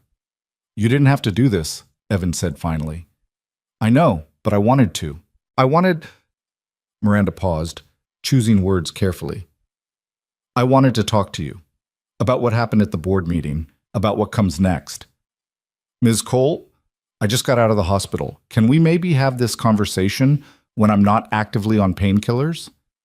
Of course, I'm sorry, She stopped, took a breath. I'm not very good at this. The personal stuff. The human stuff. My entire career has been about efficiency and results, and I'm realizing that approach doesn't work when you're trying to thank someone for saving your life. Gloria turned around from the front seat. Maybe start with the simple version. What did you want to tell him? Miranda looked grateful for the guidance. The board approved the Merrick Initiative, all of it. Increased wages, mental health support, transition assistance for terminated employees, veteran hiring programs, everything. It goes into effect in 2 weeks. Evan processed this slowly. You named it after me? After what you represent. Courage, sacrifice. The kind of person who sees problems and fixes them instead of ignoring them. Miranda pulled out a tablet, called up a presentation. But here's the thing. I need help implementing it. I need someone who understands what veterans need when they transition to civilian life. Someone who knows what it's like to be overlooked and undervalued. Someone who got shot because your company broke someone, Evan interrupted gently. Ms. Cole, I appreciate what you're trying to do. Really, but I can't be your poster child for corporate redemption. That's not what I'm asking. Isn't it? Miranda was quiet for a moment. Maybe it started that way. Maybe part of me thought, let's hire the hero and everyone will see we've changed. But the more I learned about you, your service record, your medical expertise, your leadership experience, the more I realized you're actually qualified for this. Not because you got shot, because you spent 20 years taking care of people under impossible circumstances. I mopped floors for 6 years. That's not exactly executive material. You commanded trauma teams in combat zones, Miranda countered. You made life and death decisions with seconds to act. You trained personnel, managed resources, adapted to constantly changing situations. Those skills don't disappear just because you changed careers. Evan looked out the window at the city passing by. What exactly are you offering? Director of Veteran Services and Employee Wellness. You'd build and oversee the entire program, hire your own team, set your own policies, report directly to me, which means you'd have authority to make real changes without bureaucratic obstacles. Starting salary is $175,000, full benefits, flexible schedule, so you can still be there for Emory. The number hit Evan like a second bullet. $175,000. That was more than 10 times what he'd been making as a janitor. That was stability. That was Emory's college fund. That was not worrying about every unexpected expense. That was also terrifying. I don't have a business degree, he said. I don't have corporate experience. I don't even own a suit that fits anymore. We'll get you a suit, several suits, and you have something better than a business degree. You have lived experience. You know what it's like to serve and sacrifice. You know what veterans need because you are one. You know what it's like to feel invisible because we made you invisible. Miranda's voice intensified. Evan, I can hire a dozen consultants with MBAs who'll tell me what the research says. What I need is someone who can tell me what's true, what actually helps, what actually matters. Gloria spoke up from the front seat. Evan, say yes. Mom, say yes. You've spent 6 years making yourself small, making yourself safe. And I understand why. You were protecting Emory, protecting yourself, protecting what's left of this family. But baby, you're not meant to be small. You're meant to be exactly who you are. Someone who leads, someone who helps, someone who changes things. What if I fail? What if you don't? Gloria turned to face him fully. What if you take this chance and you're exactly as good at it as Ms. Cole thinks you are? What if you build something that helps thousands of people? What if Emory gets to see her father using all those gifts and skills instead of hiding them? Evan looked at Miranda. Why does this matter so much to you? And don't say guilt. I need the real answer. Miranda was quiet for a long moment. When she spoke, her voice was raw with emotion. Because I've spent 15 years building an empire and it's empty. It's impressive and profitable and completely hollow. And then you threw yourself in front of a bullet for me. Not because I deserved it, but because that's who you are. Someone who sees a person in danger and acts. And I realized that's what I want to be. Not someone who maximizes shareholder value. Someone who actually matters. Someone who makes the world better just by being in it. She paused, then continued. But I can't do it alone. I don't know how. I've spent my entire adult life learning how to be ruthless and efficient. I need someone to teach me how to be human again, how to see people, how to build something that actually helps instead of just extracts value. That's a lot of pressure to put on someone you barely know. I know, but I'm not asking you to fix me. I'm asking you to help me fix what we built together, this culture, this system, this company. You have insights I'll never have, experiences I'll never understand.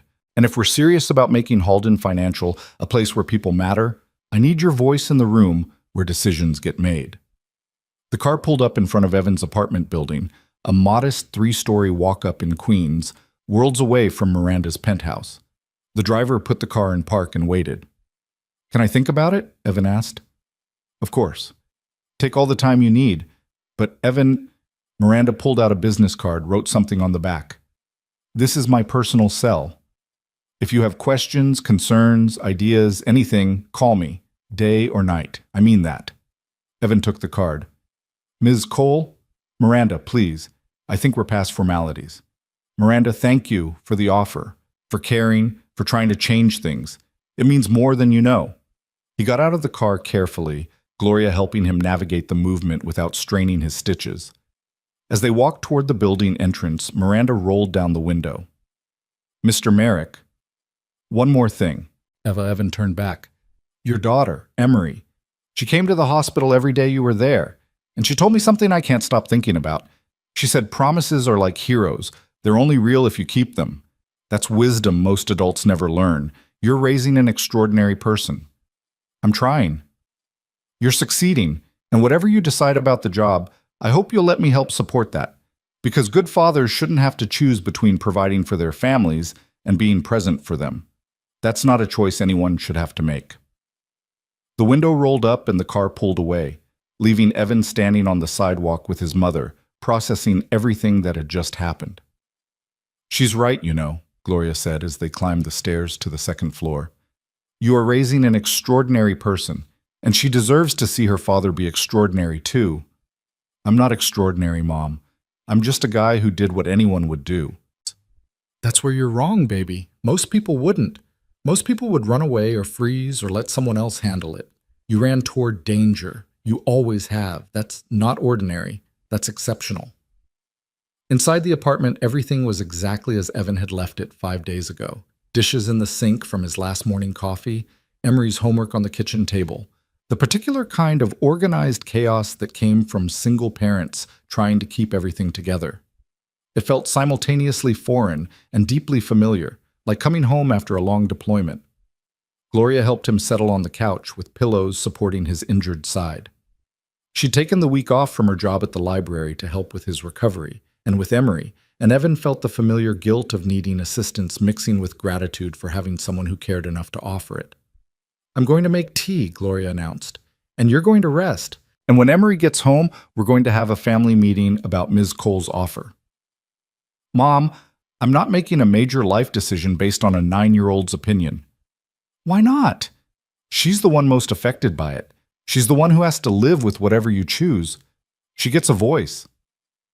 Evan knew better than to argue with his mother when she used that tone. Instead, he closed his eyes and let exhaustion take him for a while. The pain medication made everything soft and distant, and he drifted in that space between sleep and waking where thoughts became untethered from logic. He dreamed about the shooting, about David Hutchins' face, desperate and broken, about the moment he'd decided to move, that split-second calculation where training overcame instinct and he'd thrown himself toward danger instead of away from it. In the dream, Emery was there, watching, asking, "Why did you do it, Daddy?" over and over until it became a song, a rhythm, a heartbeat. He woke to the sound of the apartment door opening and Emery's voice calling, "Dad? Dad, are you home?" "I'm here," he called back, his voice rough from sleep. "On the couch." Emery appeared in the doorway, still wearing her backpack, and for a moment she just stared at him as if confirming he was real. Then she dropped the backpack and launched herself at him with the particular abandon of 9-year-olds who've forgotten that hugs can hurt. "Careful," Gloria intercepted her just in time. "Your dad's still healing, remember?" Sorry. Emery adjusted her approach, climbing carefully onto the couch and settling against Evan's good side. "I missed you." "I missed you too, baby girl. How was school?" "Weird. Everyone kept asking about you. Mrs. Patterson told the whole class that my dad was a hero, and everyone wanted to know if you really got shot, and if there was a lot of blood, and if you almost died." She paused. "Did you almost die?" Evan looked at his mother over Emery's head. Gloria nodded slightly. "Tell her the truth." "Yeah," he said quietly. "I almost died. The bullet hit something important and I lost a lot of blood. But Dr. Okonkwo is really good at her job and I'm really stubborn, so I didn't die. I'm right here." "Were you scared?" "Honestly, I don't remember being scared. Everything happened really fast. I saw someone in danger and I moved. Training took over. It wasn't until later in the hospital that I got scared. Scared I might not see you again. That scared me more than the bullet." Emery was quiet for a moment, processing. "Mrs. Patterson said heroes are brave. But you just said you were scared. Being brave doesn't mean not being scared. It means being scared and doing the right thing anyway. That's what Ms. Cole said too, at the hospital." Evan raised his eyebrows. "You talked to Miss Cole?" She sat with us when Grandma went to get food. She was nice. Not like how I thought a CEO would be. She cried about you getting shot. She feels guilty. I think it's more than that. Emery looked up at him with those two wise eyes. I think she really saw you, Dad. Like, really saw you for the first time. And she realized she'd been looking through you for years, and that made her sad. Out of the mouths of babes, Evan thought. His 9-year-old daughter had articulated something it had taken him days to understand. Gloria came in with tea and cookies. Emery, honey, there's something we need to talk about as a family. Ms. Cole offered your dad a job, a really good job, and we need to discuss whether he should take it. Emery sat up straighter. What kind of job? Director of Veteran Services and Employee Wellness, Evan said, the title still feeling strange in his mouth. I'd help other veterans find jobs and get support. Make sure people at the company are treated well. Build programs that help people instead of hurting them. That sounds like a job for you. It also sounds scary. I've been mopping floors for 6 years. This would be different, important, visible. I'd have to wear suits and go to meetings and make decisions that affect thousands of people. But you made decisions that affected people before, right? In the military? That was different. How? Evan thought about it. I guess it wasn't. I guess I'm just scared I've forgotten how to be that person. Emery looked at him seriously. Dad, remember when I was scared to audition for the school play? And you told me that courage is doing the thing even when you're scared because the thing is important? I remember. Well, this is important. People need help. Veterans need help. And you know how to help them because you are one. So maybe you should be courageous. Gloria smiled into her tea. Told you we should ask her opinion. But what about you? Evan asked Emery. This job, it means I'd be working more. Not more hours necessarily, but more responsibility, more stress.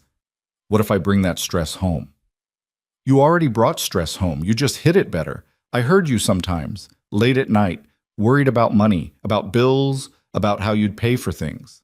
Emery's voice was small but firm.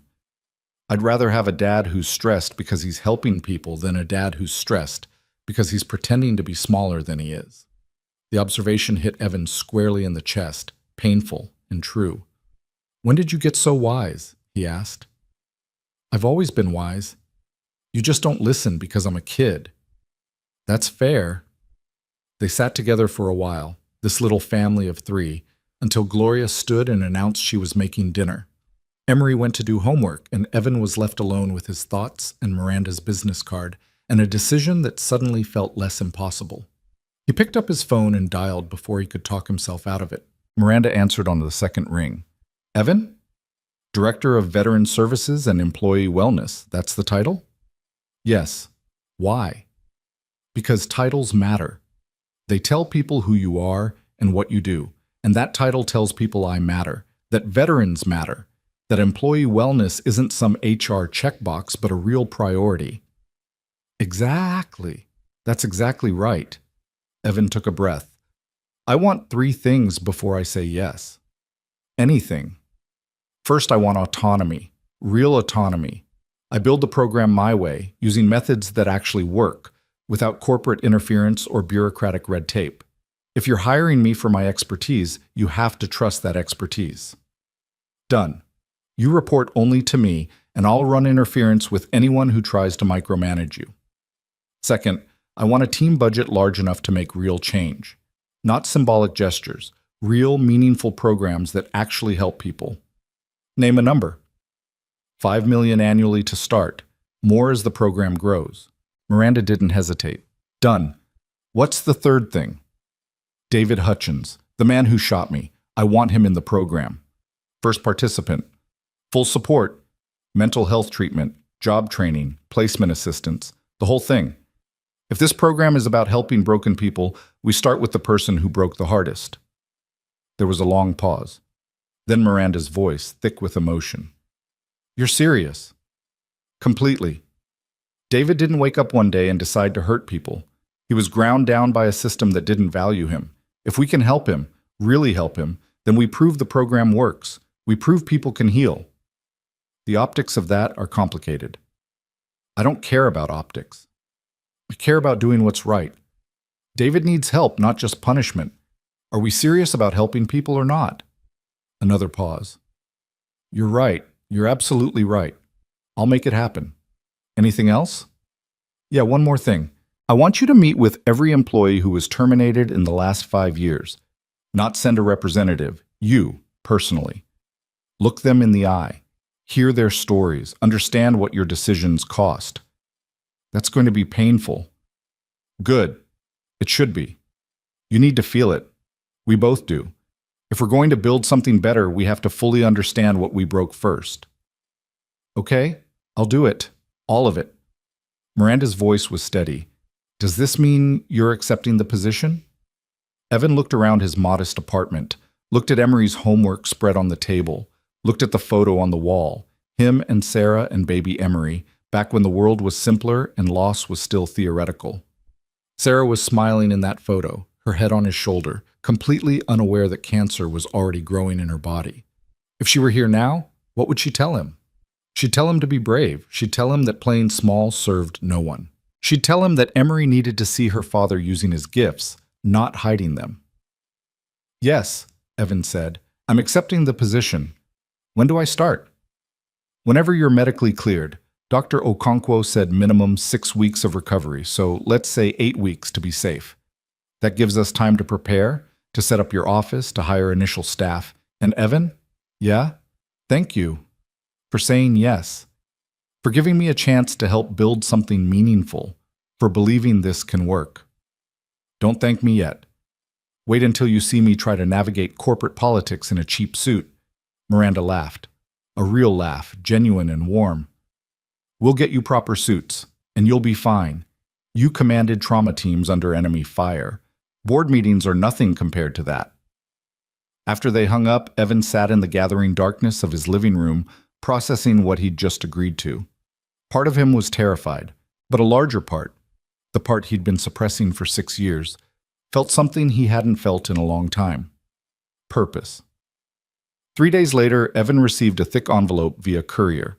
Inside was an official offer letter, benefits package, and something else, a handwritten note from Miranda. Evan, thank you for taking this leap. I know it's scary. I know you're stepping into uncertain territory, but I believe in you, and more importantly, I believe in what we can build together. Enclosed is the first installment of a college fund for Emery. Not a bonus, not payment for services. A gift from one parent to another, because good people shouldn't have to worry about giving their children futures. You saved my life. Let me help secure hers.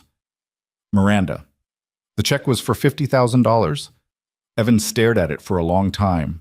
Then he called Gloria over and showed her. Oh my God, his mother breathed. That's real money.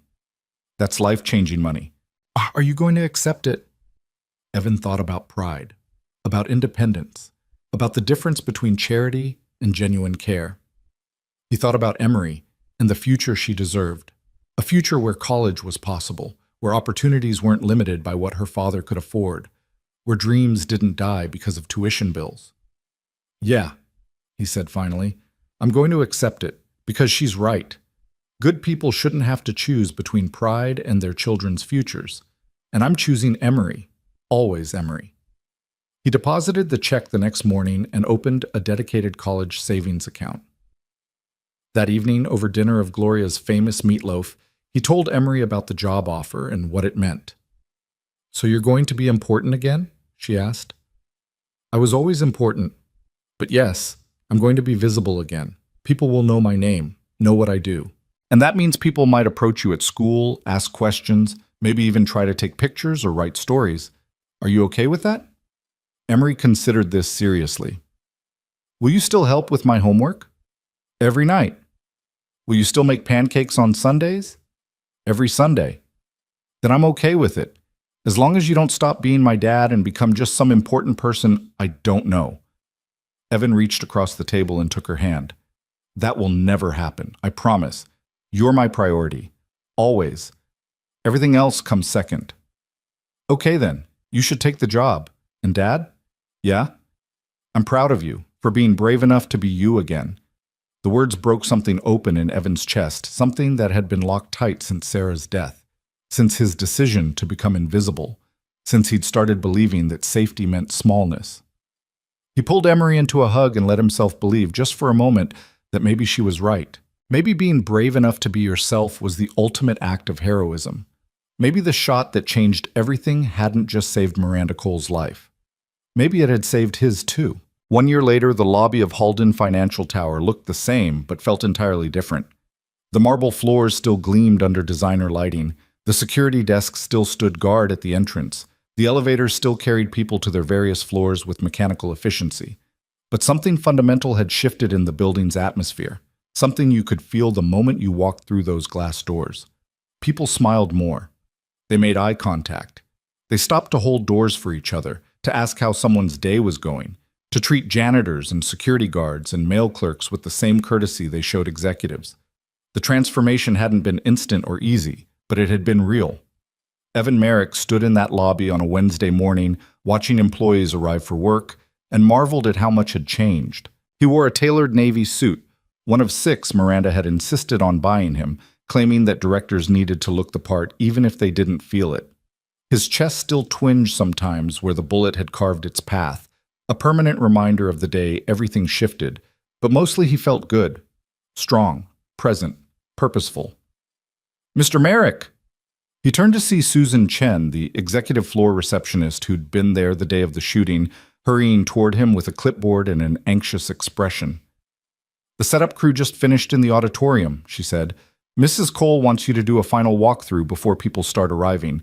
Also, your mother called. She and Emery are running 15 minutes late because of traffic. That's fine. The event doesn't start for another hour. Tell her no rush." Evan smiled at Susan. "How are you doing? I know today might bring up some difficult memories." Susan's expression softened. "I'm okay.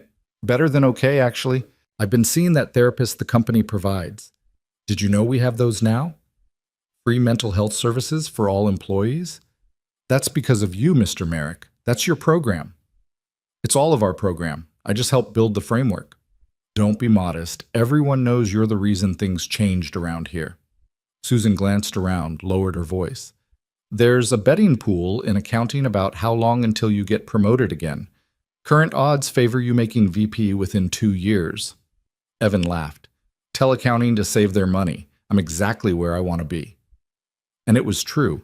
The past year had been the most challenging and rewarding of his life since leaving the military. He'd built the Veteran Services and Employee Wellness program from nothing, hired a team of 15 specialists, created comprehensive mental health support, established job training partnerships with 3 major universities, placed over 200 veterans in meaningful employment, and fundamentally restructured how Halden Financial treated its employees. The numbers were impressive, but the stories were what mattered. The single mother who'd been promoted from the mailroom to project management after the company invested in her education. The veteran with PTSD who'd found purpose and stability in the IT department after receiving proper treatment and support.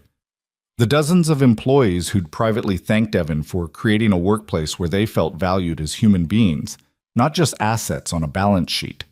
And David Hutchins. David had been the hardest and most important case. Getting him released from custody had required legal maneuvering, psychiatric evaluations, and Miranda personally vouching for his rehabilitation. But now, a year later, David worked in the company's community outreach division, helping other struggling employees navigate resources and support systems. He and Evan met for coffee every Thursday morning, 2 broken men who'd found healing in purpose and second chances. "You ready for today?" a familiar voice asked. Evan turned to see Miranda approaching from the executive elevators. She looked different than she had a year ago, softer somehow, more human, though she'd lost none of her commanding presence. She wore a charcoal suit that probably cost more than his first car, but she'd paired it with comfortable flats instead of stilettos, a small concession to practicality over power that the old Miranda would never have made. "Ready as I'll ever be," Evan said, "though I still think this is too much." "It's not nearly enough. But it's a start." Miranda gestured toward the auditorium. "Shall we?" They walked together through the lobby, and Evan noticed how employees reacted to Miranda now. There was still respect, still recognition of her authority, but the fear was gone. People greeted her warmly. She knew their names, asked about their families, remembered details from previous conversations.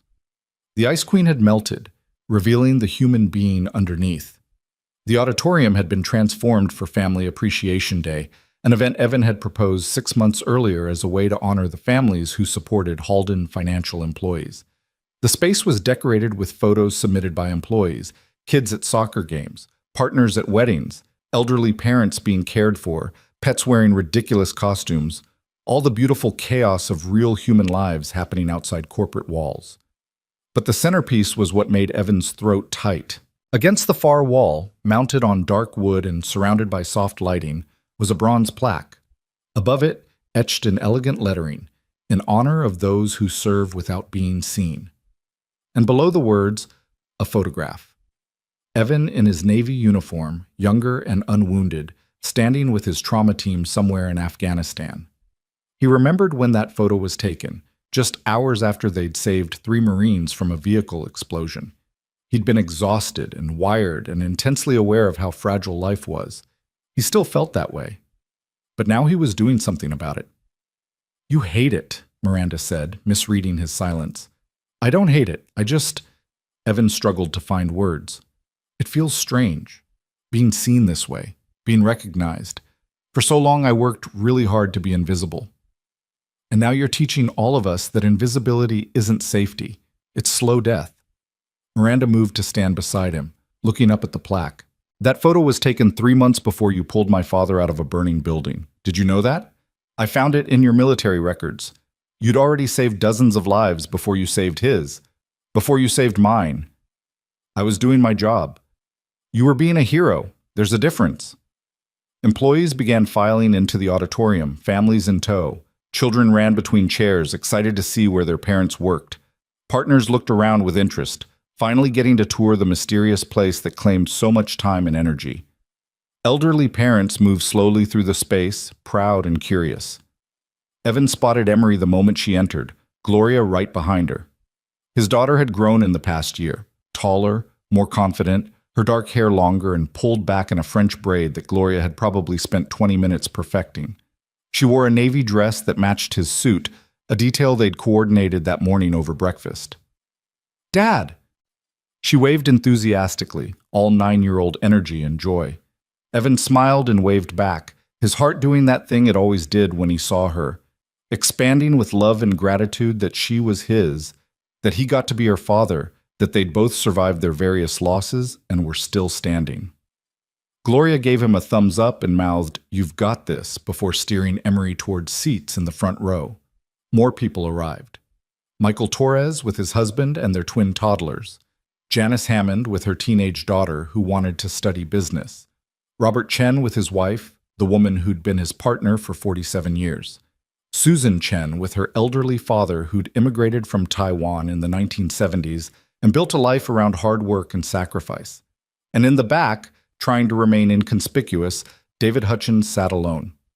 Evan caught his eye and gestured him forward. David hesitated, then slowly made his way to an aisle seat 3 rows from the front. They talked about this, about David's fear of being recognized, of people remembering him as the man who brought a gun to work instead of the man who was rebuilding his life. But Evan had insisted he be here, be visible, be part of this community that was learning how to hold broken things gently until they healed. When the auditorium was full, nearly 500 people, a beautiful chaos of generations and backgrounds and stories, Miranda took the small stage at the front. The room quieted. "Thank you all for coming," she began, her voice carrying clearly without needing amplification. "A year ago, something terrible happened in this building. An act of violence that could have ended multiple lives and definitely ended our illusions about who we were as a company." The room was completely silent now. Even the children seemed to sense the gravity of the moment. "We learned that day that you can't build an empire on indifference. That treating people as disposable creates wounds that eventually bleed. That profits without purpose are just numbers on a screen, signifying nothing that actually matters." Miranda paused, her eyes finding Evan's. "But we also learned what real heroism looks like. Not in movies or stories, but in real life. In a moment of crisis, when someone has to choose between safety and sacrifice." She gestured to Evan, inviting him to join her on stage. He hadn't prepared remarks, hadn't wanted to. But standing there, looking out at all those faces, employees he'd helped, families he'd supported, lives he'd touched in ways big and small, he found words coming anyway. "I'm not comfortable being called a hero," he said. "I did what my training taught me to do. I saw someone in danger, and I moved. That's it. That's all it was. But here's what I've learned this year," he continued. "Heroism isn't just about dramatic moments. It's about showing up every day and choosing to see people, really see them. The janitor mopping your floor, the security guard at the entrance, the single parent juggling 3 jobs, the veteran struggling with PTSD, the employee who's hanging on by a thread and just needs someone to notice." He looked at David, who was staring at his hands, tears streaming silently down his face. "We're all capable of both breaking and healing, of both causing harm and creating beauty. And the choice we make to see people as disposable or as infinitely valuable, that choice creates the world we live in. Every single day, with every single interaction, we're building either a culture of indifference or a culture of care." Emery was watching him with those serious eyes, and Evan spoke directly to her now. "My daughter asked me once what a hero is, and I gave her some abstract answer about courage and sacrifice. But the real answer is simpler. A hero is someone who refuses to look away from suffering, someone who sees a problem and says, 'I can help with that,' someone who believes that people matter more than anything else." He paused, emotion threatening to crack his voice. "You're all heroes. Every parent here who sacrifices to provide for their family. Every employee who does their job with dignity and care. Every person who chooses kindness when indifference would be easier. That's heroism. That's what changes the world." The applause started slowly, then built to something thunderous. People stood. Emery was crying, Gloria was crying, half the auditorium was crying, and Evan felt simultaneously exposed and exactly where he needed to be. Miranda returned to the microphone as the applause faded. "Many of you know that we've implemented significant changes over the past year. The Merrick Initiative has transformed how we operate, increased wages, expanded benefits, mental health support, veteran services, transition assistance. But those are just policies. The real transformation is in how we see each other." She clicked to a presentation screen that descended from the ceiling. Photos filled it. Before and after shots of the company culture. The before images showed stressed employees, empty break rooms, people eating lunch alone at their desks. The after images showed community, people laughing together, collaborative workspaces, the rooftop garden employees had built together, the meditation room and lactation suite and prayer space that acknowledged people's full humanity. "This is what happens when you invest in people instead of just extracting value from them," Miranda said. "Productivity is up 18%. Turnover is down 42%. Sick days have decreased. Employee satisfaction scores have tripled. But more importantly, people like coming to work. They feel valued. They feel seen." She clicked to the next slide. It was a quote attributed to Evan. "People think janitors clean floors, but maybe we're just clearing the way so others can stand taller." "That's what we're all trying to do now," Miranda said. "Clear the way for each other. Make space for people to stand tall, to use their gifts, to be fully human in a world that often asks us to be machines." She invited several employees to the stage to share their stories. A veteran who'd found meaningful work through Evan's program. A single mother who'd been promoted and was now supporting her family comfortably. A young man who'd been on the verge of suicide until the company's mental health services connected him with a therapist who saved his life. Each story was a testament to what was possible when you chose to see people, to value them, to invest in their wholeness rather than just their productivity. Then Miranda did something unexpected. She invited David Hutchins to the stage. The auditorium went completely silent. Everyone knew who David was. Everyone remembered. David stood slowly, his movements careful, as if he expected someone to object. He climbed the stairs to the stage and stood beside Miranda, looking terrified and brave simultaneously. "David," Miranda said gently, "will you tell everyone what you told me last week about second chances?" David cleared his throat. His voice shook but held. "A year ago, I was the worst version of myself. Broken, desperate, so angry at the world that I stopped seeing other people as human. I brought a gun into this building. I hurt someone. His eyes found Evan's. I hurt a good man who was trying to help me, and I'll carry that shame for the rest of my life. Tears streamed down his face, but he kept talking. But here's what I learned.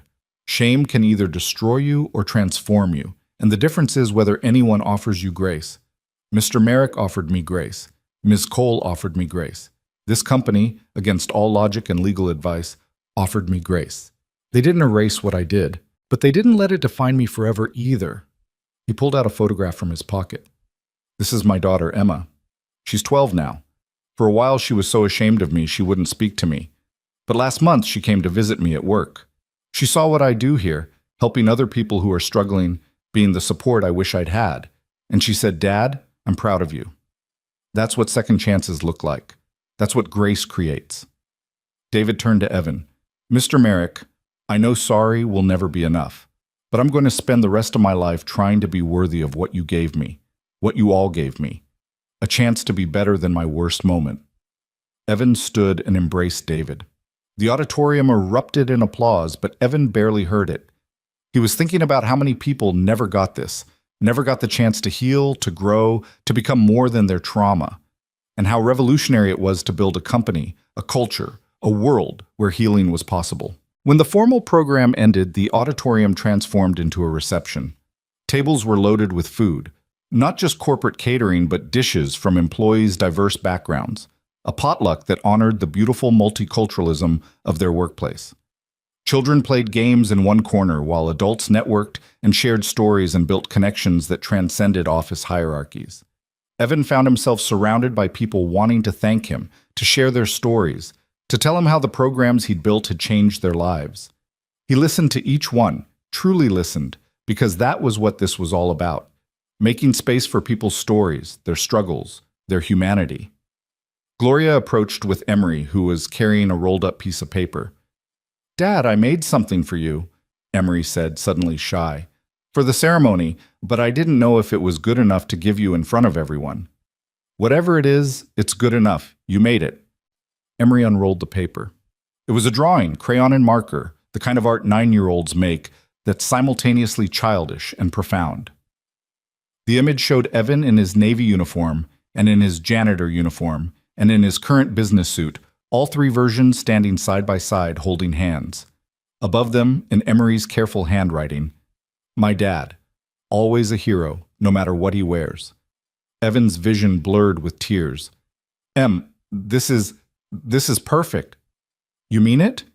"I mean it. Can I frame it? Put it in my office?" "Really? Even though it's just a kid's drawing?" "Especially because it's a kid's drawing, because you see me more clearly than anyone else. You always have." He pulled her into a hug, careful not to crumple her artwork. "I love you, baby girl. Thank you for reminding me who I am." "I love you too, Dad, and I'm really, really glad you didn't die." "Me too." Gloria wiped her eyes. "Okay, enough crying. This is supposed to be a celebration. Let's eat something before I dehydrate from all these tears."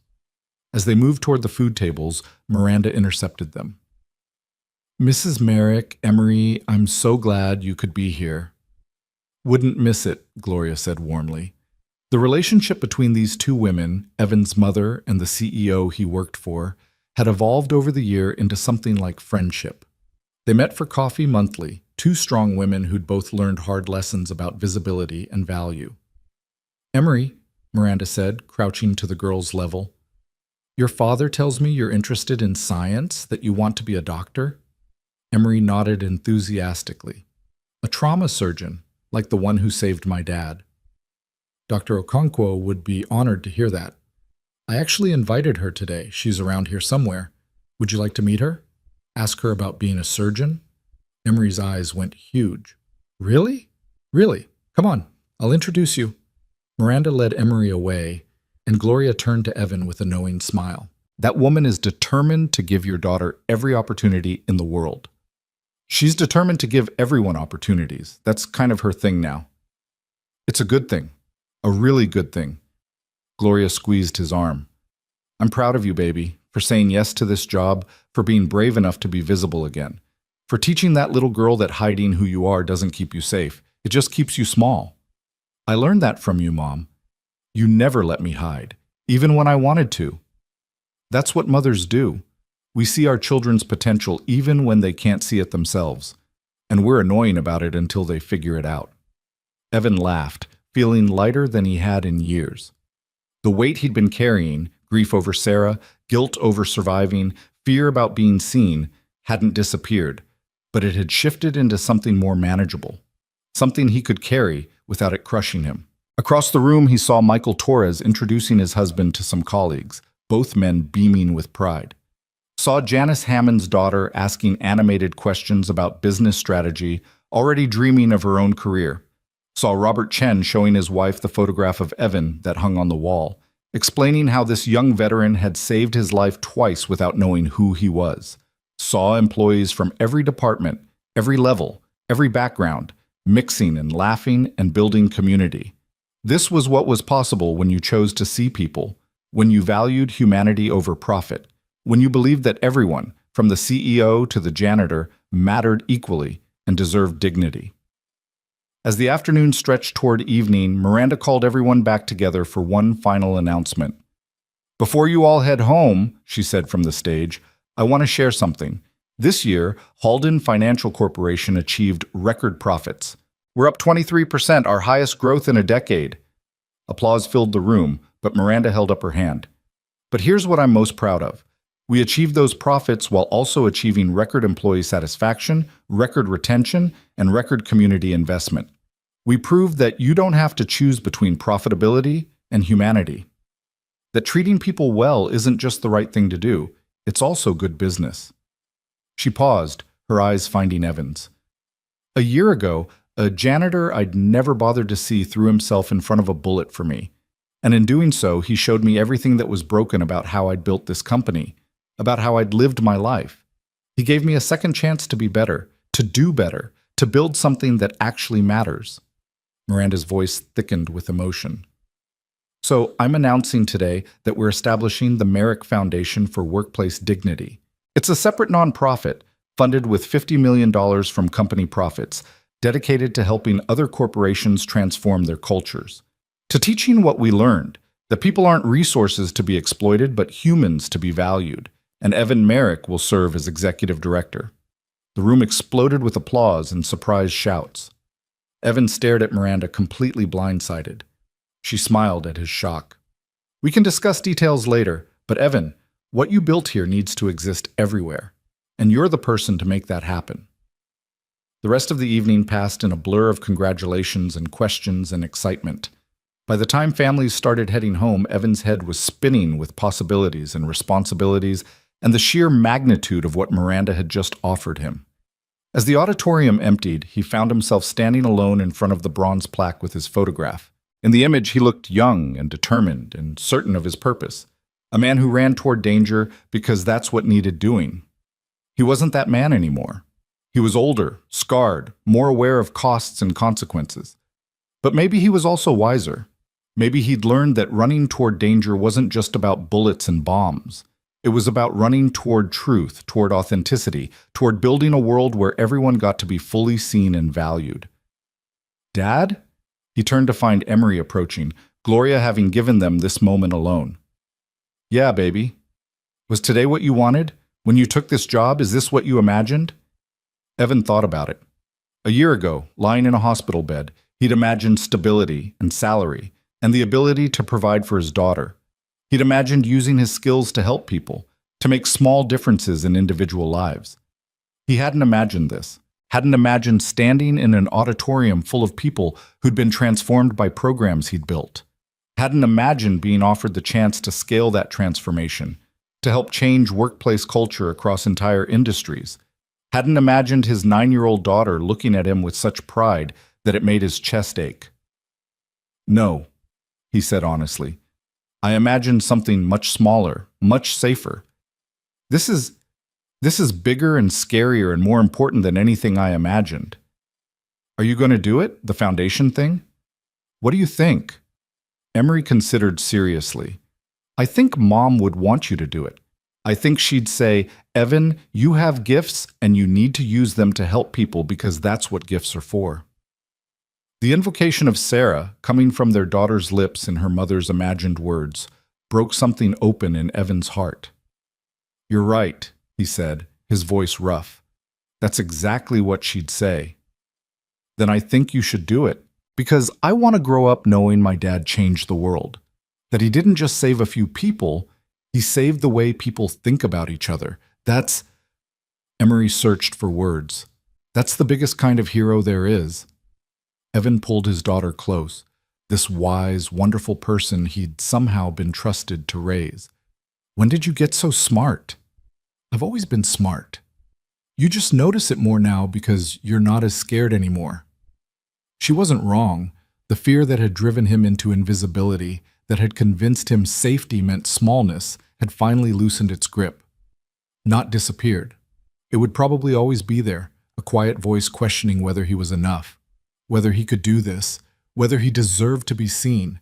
But it was no longer the loudest voice. The loudest voice now belonged to purpose, to meaning, to the certainty that he was exactly where he needed to be, doing exactly what he was meant to do. Miranda approached, her heels clicking on the marble floor. "So, what do you think about the foundation?" "I think you should have warned me before announcing it to 500 people. If I'd warned you, you would have spent 2 weeks finding reasons to say no. This way, you have to say yes." "That's manipulative."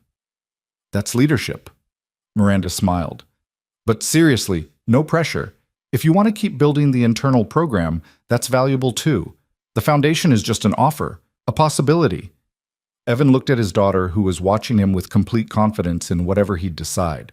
Looked at the plaque with his photograph, honoring service and sacrifice. Looked at Miranda, who'd transformed from the Ice Queen into someone who genuinely wanted to make the world better.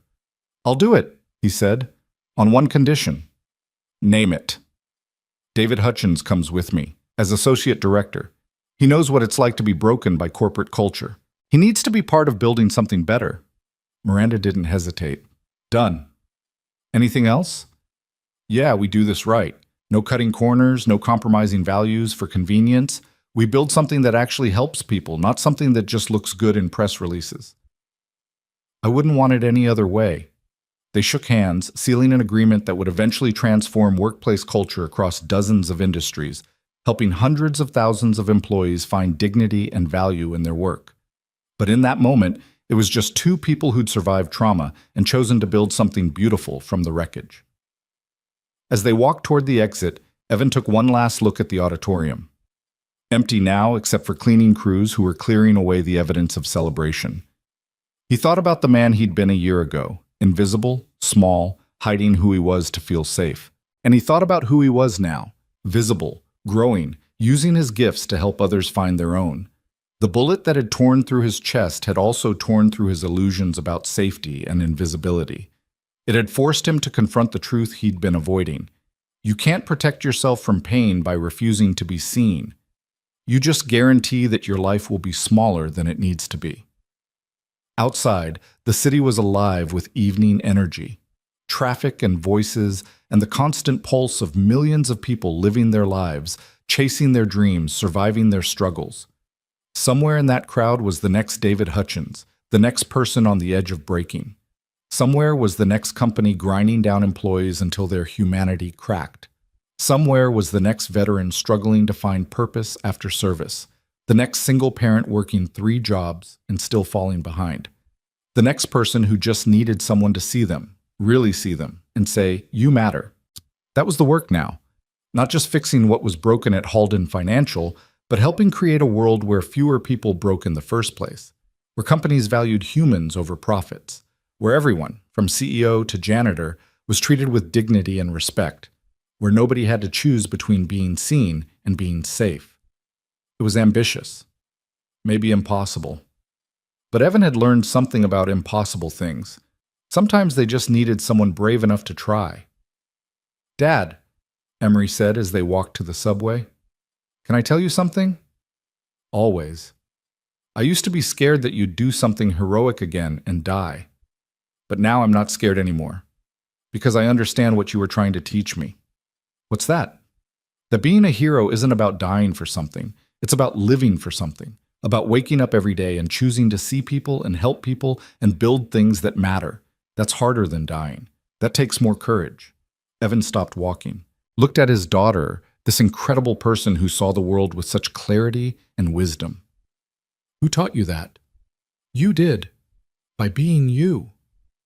And there it was, the thing he'd been searching for since Sarah died, since he'd left the military, since he'd convinced himself that mopping floors in silence was enough, not heroism measured in medals or headlines or dramatic rescues, but heroism measured in daily choices, in showing up, in refusing to hide, in using your gifts to clear the way for others to stand taller. Come on, Gloria said, linking arms with both of them. Let's go home. We have a lot to celebrate, and I make a mean lasagna. They descended into the subway, this small family that had survived so much, and would survive more, because that's what families do. They hold each other through the hard things. They remind each other who they are when the world tries to make them forget. They celebrate victories and mourn losses and keep moving forward because what else is there? On the train home, Evan sat between his daughter and his mother, feeling their warmth and presence, and thought about the year ahead, the foundation to build, the programs to develop, the lives to touch, the culture to change. It was overwhelming when he thought about it too much. But then he remembered what he'd learned in combat, what he'd relearned in the past year. You don't change the world all at once. You change it one person at a time, one conversation, one policy, one act of seeing someone who thought they were invisible. You change it by refusing to look away from suffering. You change it by believing people matter more than anything else. You change it by being brave enough to be seen. His phone buzzed, a text from Miranda. Thank you for saying yes. Thank you for giving me a chance to be part of something that matters. Thank you for that bullet you took. I know I've said it before, but I'll keep saying it. You saved more than my life that day. You saved my soul. Evan typed back, we saved each other. That's how it works. And it was true. The shot that changed everything hadn't just been a bullet.